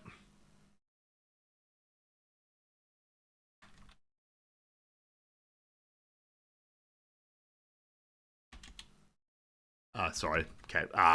Mistype. All right. We're not going to get the, whatever. Okay. Bad typing there, unfortunately, and a brief minute of brain fogginess. We still got under under 30 seconds, but I could much faster. Ape studied by Jane Goodall. I had a brief moment of, it's a chimpanzee.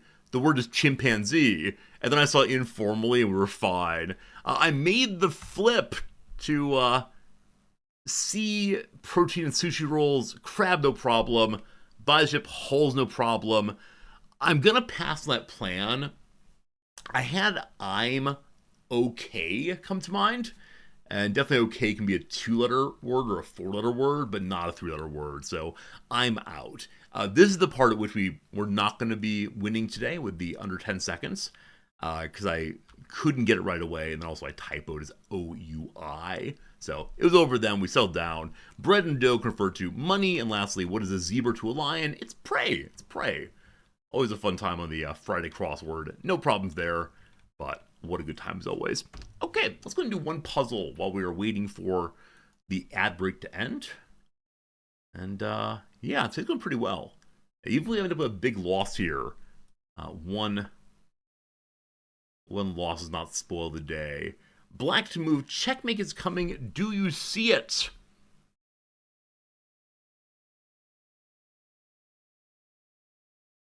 Okay, so if we attack from here, the king is unable to take the piece. The queen can, but we can't then take the queen because of because it moves into the king's ambit. If we push forward instead, the queen takes the pawn. My queen takes their queen. Not sure if checkmate. That's the wrong move, you fool! Okay, fine. If we go on this way instead, let's move here. What are other possible attacks? So this way, we lose our queen. This way, we lose our queen. This way is interesting. Hey, there we go. Took a minute, but all good. General Gun, you have a good night or a good morning. Thanks for visiting us as always. I'll see you again next Saturday, hopefully, for more chess. All right. So I think often I evaluate short, we'll call it. The same thing happened in my prior game, in which I recognized, like, we could attack the king up to here. I don't just push one pass. I don't know why that is. And I think I probably get overly focused on one small area of the game board. And in so doing, I really struggle to notice like some pretty interesting moves. I got to work on that in this game also. So what are we working on in this game, friends? What is the working on of the day, other than not blundering our pieces away? If there's one thing to work on this next game, is it noticing diagonals both aggressively and or offensively and defensively? Is it attempting to just stay mellow throughout? I don't know. We got 3 or 4. That's what I'm feeling right now. Friends, here comes the match. If I'm having fun, oh, you sweetie. Hello from you to you in Australia. It's Crystal Ice. Hello, Crystal Ice. Nice to meet you. Okay, we never move the F pawn. As God is my witness, I will not move the F pawn ever, ever, ever. We attack. Hate this game so much. I hate this game so much. Okay, so I can move. No. All right, let's just think through this. I'm having fun. Wee. So if we push back like this, wait, how's that? How's it work? We push in. They go there. I go there, they go there, queen takes. So I think a fair exchange in the middle then, queen's out. Not the right way to go. I probably am going to do it anyway. I think anything to trade down even a little bit is sensible for me.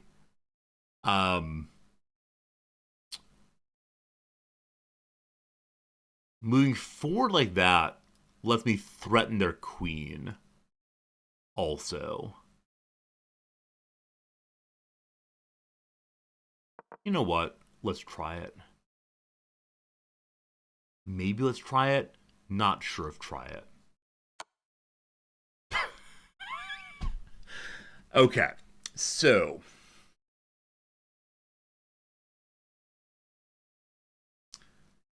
if I move the c pawn forward, it's protected. If I move the knight forward, it's protecting here. I believe this is a pawn day. Happy pawn day, everyone. This is undefended instantly. Let's keep that in mind.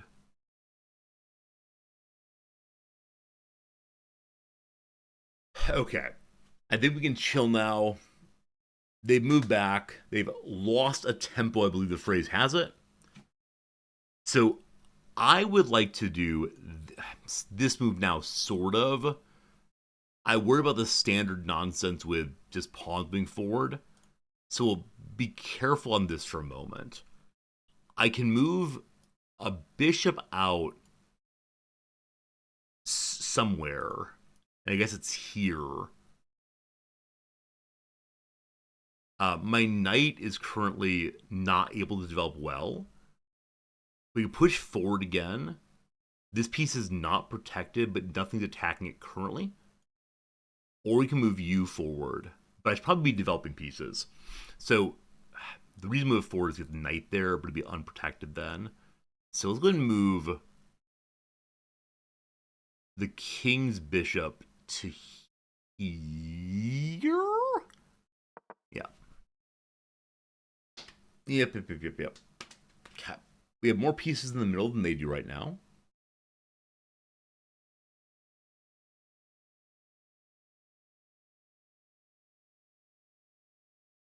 I should have attacked here.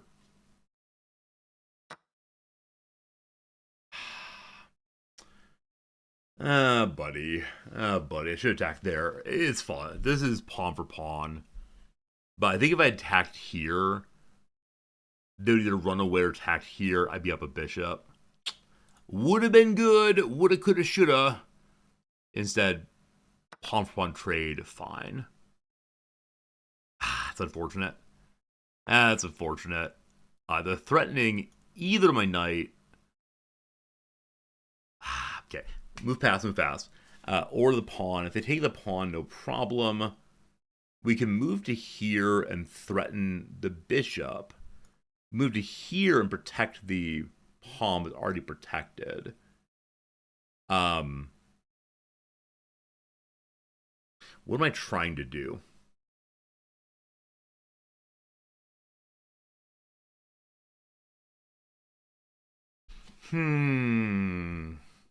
Yeah. In case they decide to stay there, they'll kind of force their hand to do something. I like that the queen is open on our side.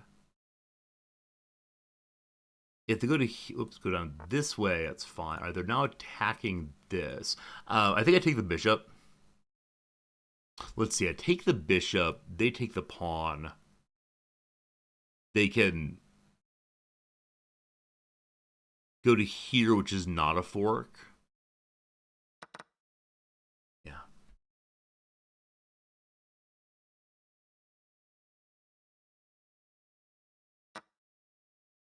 Okay, fine.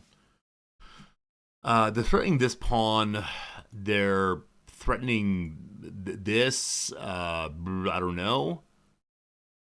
I'm worried about there, if anything. They're covering there. They're covering this pawn, but that's fine. So, moving forward to kick, I think I like. I can use my queen in a way here. If the queen goes here, it covers a number of their escape paths. I'm sure the game says this is a blunder, but I like it. I think it makes the middle of the board more interesting, and that's pretty cool. I intend to either move out or to castle pretty soon. Okay, the queen is attacking that. I can defend with the bishop. I can just move. So if we move somewhere, the queen is then attacking a pawn and a pawn. Oh, it's this thing. It's this thing, team. This is the thing where F pawn's being attacked in two ways, and the king is unable to defend himself against this. Okay, let's see here. If I take the knight, then the queen attacking by herself doesn't do it. I think. The other possibility would have been like rook over. Are they castling now? Fine.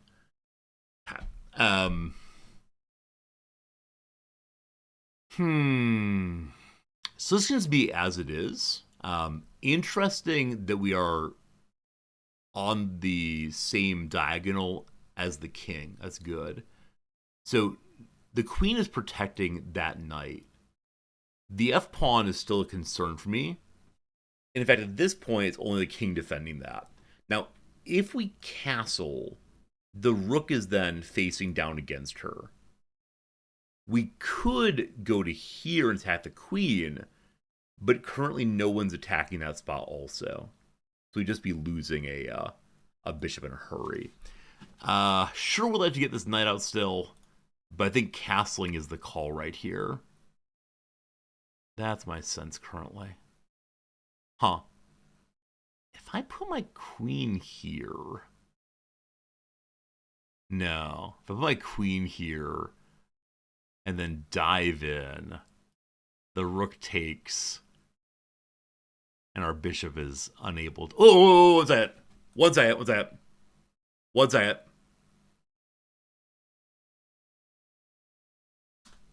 Okay, how's this work? So I go here, I'm still protecting the knight. They do something. The queen goes in.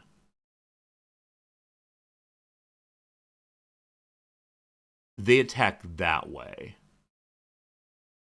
The bishop goes in. Okay, because of the queen's presence, this is not a checkmate. But that's really interesting. Part of me wants to go and move here and see what happens. But I think I have to scare the queen away first. So how best to do that?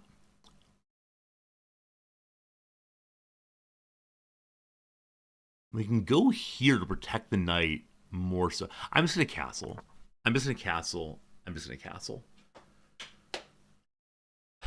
Man. Yeah, so I think it's one of those cases where I identify myself wildly looking at the F pawn. Okay, so unfortunately my knight needs to go away now. My knight can go away and attack the queen. My knight can go away and do what else? Yeah, not really anything. This also defends RF pawn. That's pretty cool, I'll say. Can we do the thing?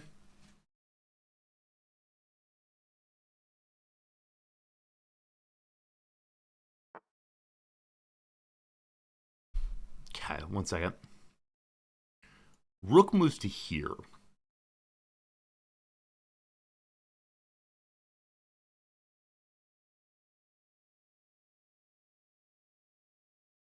No. Because the queen's on that diagonal, we cannot do the thing, unfortunately. The thing being the queen and the rook going in together and finishing that off. Okay. So their queen is attacking here currently. My bishop come out. That would do nothing. I believe we're going to kick the queen right now. Or I just develop on the other side. I think. What am I missing? I feel like there's something I should be seeing. I'm just not seeing it, unfortunately. Yeah, I mean, we had enough time to move our pieces around that something is is not adding up for me right now. If I just move my knight, we have a queen trade. I mean, I can move a pawn. I'm not supposed to move pawns here, right? If I kick the queen, she goes to there, I can't do anything. So she gets away safely.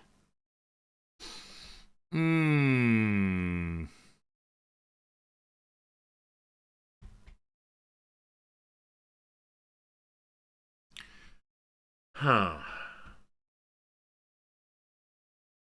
It's just really compact still. I think it's what I'm struggling with. There's a really compact setup. If my queen goes here, she's still defending that.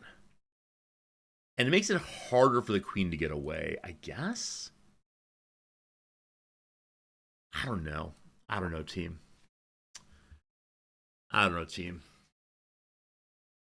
In some respects, this game is being hard for me or weird for me because there's so few pieces developed on their side. And I don't really know what to do when the opposition plays Fortress Time. Okay, they're attacking my rook. If I move my rook, nothing is under attack. So we're fine. Is there anything I can do here to trap the queen? I could queen trade. I'm down quite a few minutes already. I'm going to make the move I thought to make. Fine. Backing up the queen. I don't think I can do the thing because that rook's in the way. But okay. Hello.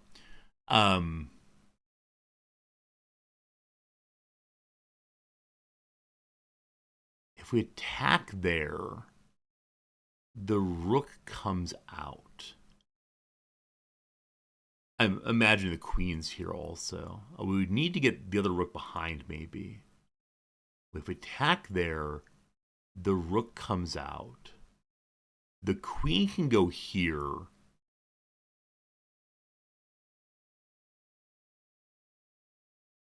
The queen can go here. Oh, okay, what's that? Okay, we attack this. The rook comes out. The queen goes in. The rook comes back. We take the rook. The king takes the queen. The rook comes down. The king can move to here. Okay, I don't think we're quite ready for this right now. What if I did it in a different order? The queen goes in. The rook takes the queen. The rook goes in. It's checkmate. Because the queen is now blocked out. This might be real dumb. This might be real dumb, team. This might be real dumb.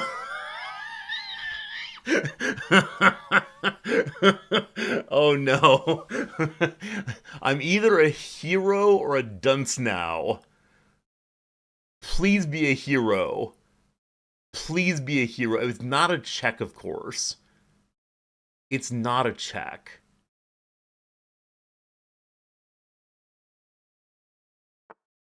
Okay. It becomes a check if I do this.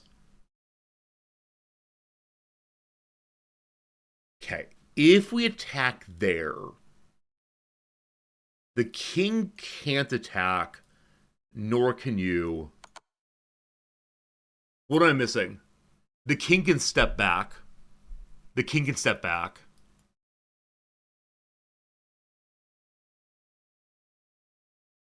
Come on, please. Please.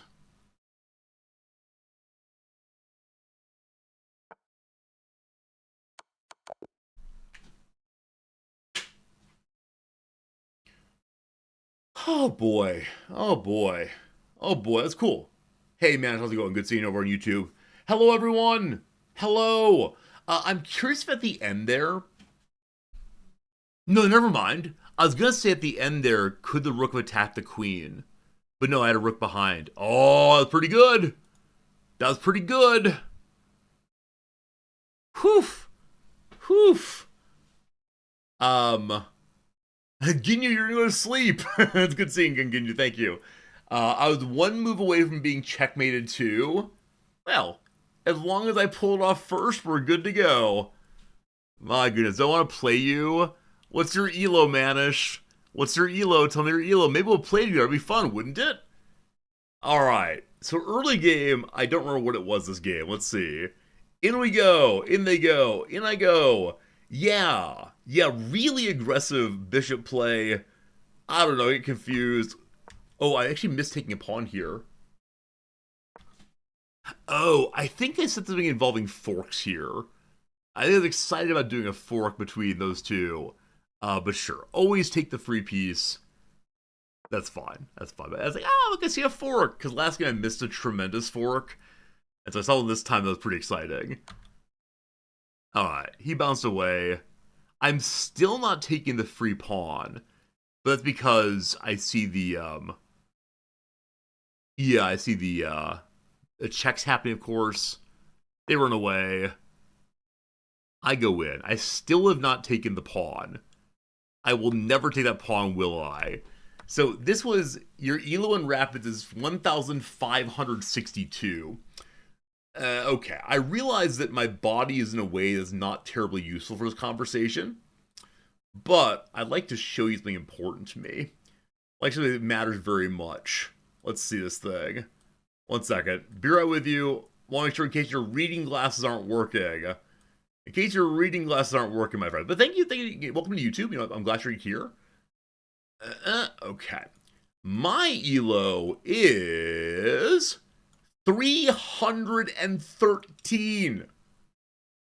313. Do you have any idea how a match would go between me and you? You want to embarrass me on my own stream? That's fine. That's fine. I appreciate it. I thank you, but no. I'm currently uninterested in playing someone who's over 1,000 points ahead of me. Goodness gracious. I have a little crown, though, for being the winner. Or does crown? I have a crown because I paid money to them.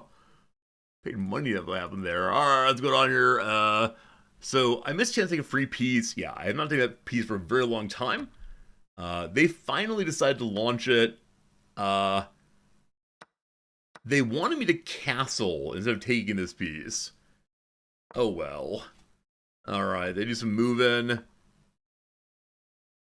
I disengage here to attack the bishop. The suggestion they have is that I go here.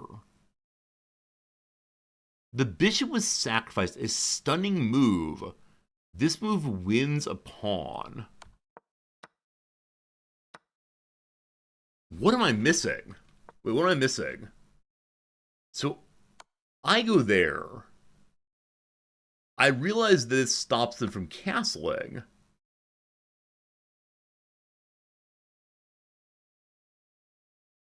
We go here. Team? Team, I'm not a clever man. But this feels to me like we are exchanging a bishop for a pawn. Keep playing it out, okay? So that happens. Wait, now it's a blunder. Now it's a blunder, team. Suddenly blunder, what changed? This move here, I apologize. One too early. Nope, that's wrong. When do you want me to do this thing? Is it here? No, it's the free piece there. It's here, okay. When the knight goes away, then they want it. Okay, this move here, cat. So you take that. The queen goes wahoo. Best move is to go backwards. They can't go there, of course. They could go here. Want backwards here. Okay. I then take the bishop. Okay, I see, I see, I see. I see, I see. They push forward here. What do you want from me? Run away. Okay.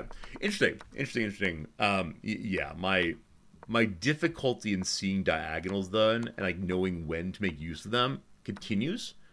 But at least I'm up apparently. I stopped being up when I disengage. They really want me to take that pawn all the way. Great move. We see that bishop that was free the whole time. They take a pawn. I'll take that trade every day of the week. They dislike that I move forward that way. They want me to stop castling. Yeah, so the desire to have my bishop move in on that F pawn is really, really high in the Beat Boop computer. They're desperately interested in my attacking that king. Now I've been told previously that I should not trade minor pieces to stop castling. But I guess in this case, I should be using my use my pawn to stop castling. Or my bishop. Oh, I see. I see, I see. We go there, they can't take. So they have to move away. What does that do for me? Huh. I'm hanging out then. I'm hanging out. Okay, fair enough. Yeah, I think this is the part where I point out, as many of you know, I have a certain tepidness around moving in too aggressively. Like, I definitely see how it's covered. I didn't see how it was covered in the moment, though. So I was thinking, if I do this, I will just lose my I'll just lose my bishop. I see now why I don't lose my bishop, and they can't castle. Seems really good, but at the moment it's like, no, I'll throw my bishop, but fine. They left their knight hanging. So they did. They castle. I spend a very long time discussing absolutely everything. And then I finally castle. They're interested in me making this move right here instead of what I just did. Why do you like this move? I get that it's covered. This wins a queen. So the queen can't go there to take it. You can. Wait, how does this win a queen? Wait. Why does the queen take here? I agree if the queen goes in.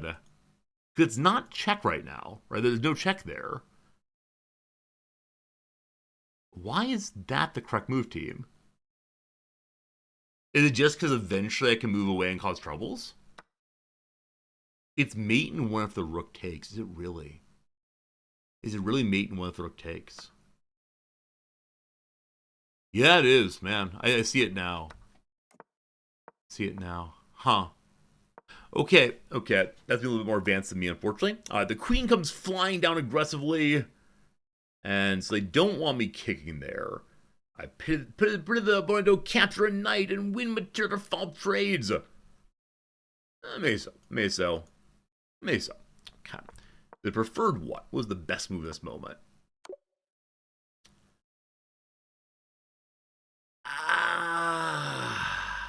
Okay. So, what does that actually get me? Like, the king moves there, fought was a mistake. Oh, no, sorry. The pawn takes. This loses the queen. What do you want me to do? What's the correct move?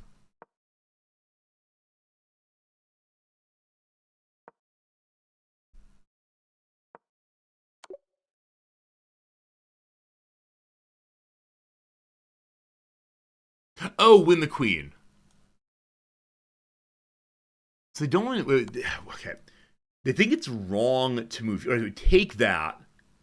That's wrong also. You fool. What do they want, team? Queen takes knight. Okay.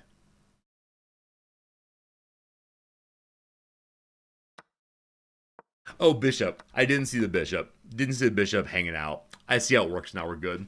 So it's trade of a knight and a bishop for a queen. Is that true? Yeah, it's true. Okay, makes sense. Makes sense. Alright, so I missed the let's tap the king run in. That's fine though. The queen doesn't take the knight there. I think they're trying to protect their queen, keep the queen alive.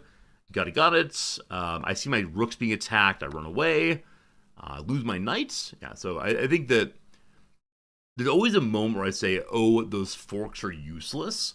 And I think it's always because I recognize that the knight will be lost immediately to the pawns. But I see how in certain circumstances, there's enough else going on that losing the knight is okay. So I'll see. Oh, good eye. Thank you for this. I'm on the wrong side of the screen. Hello. My apologies. Here I am, back in correct positioning for chess. So sorry.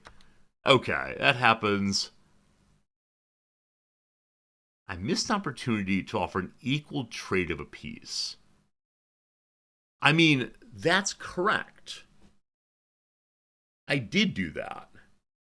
So they wanted me to queen trade here.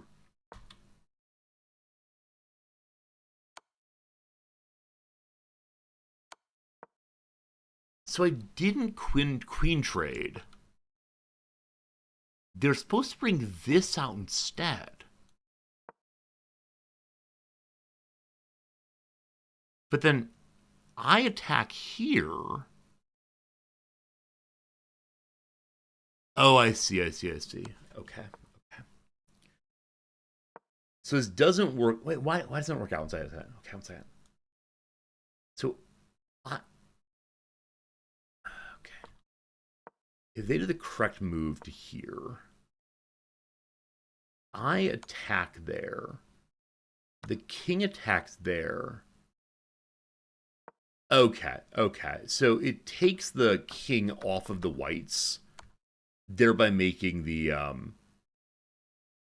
bishop useless.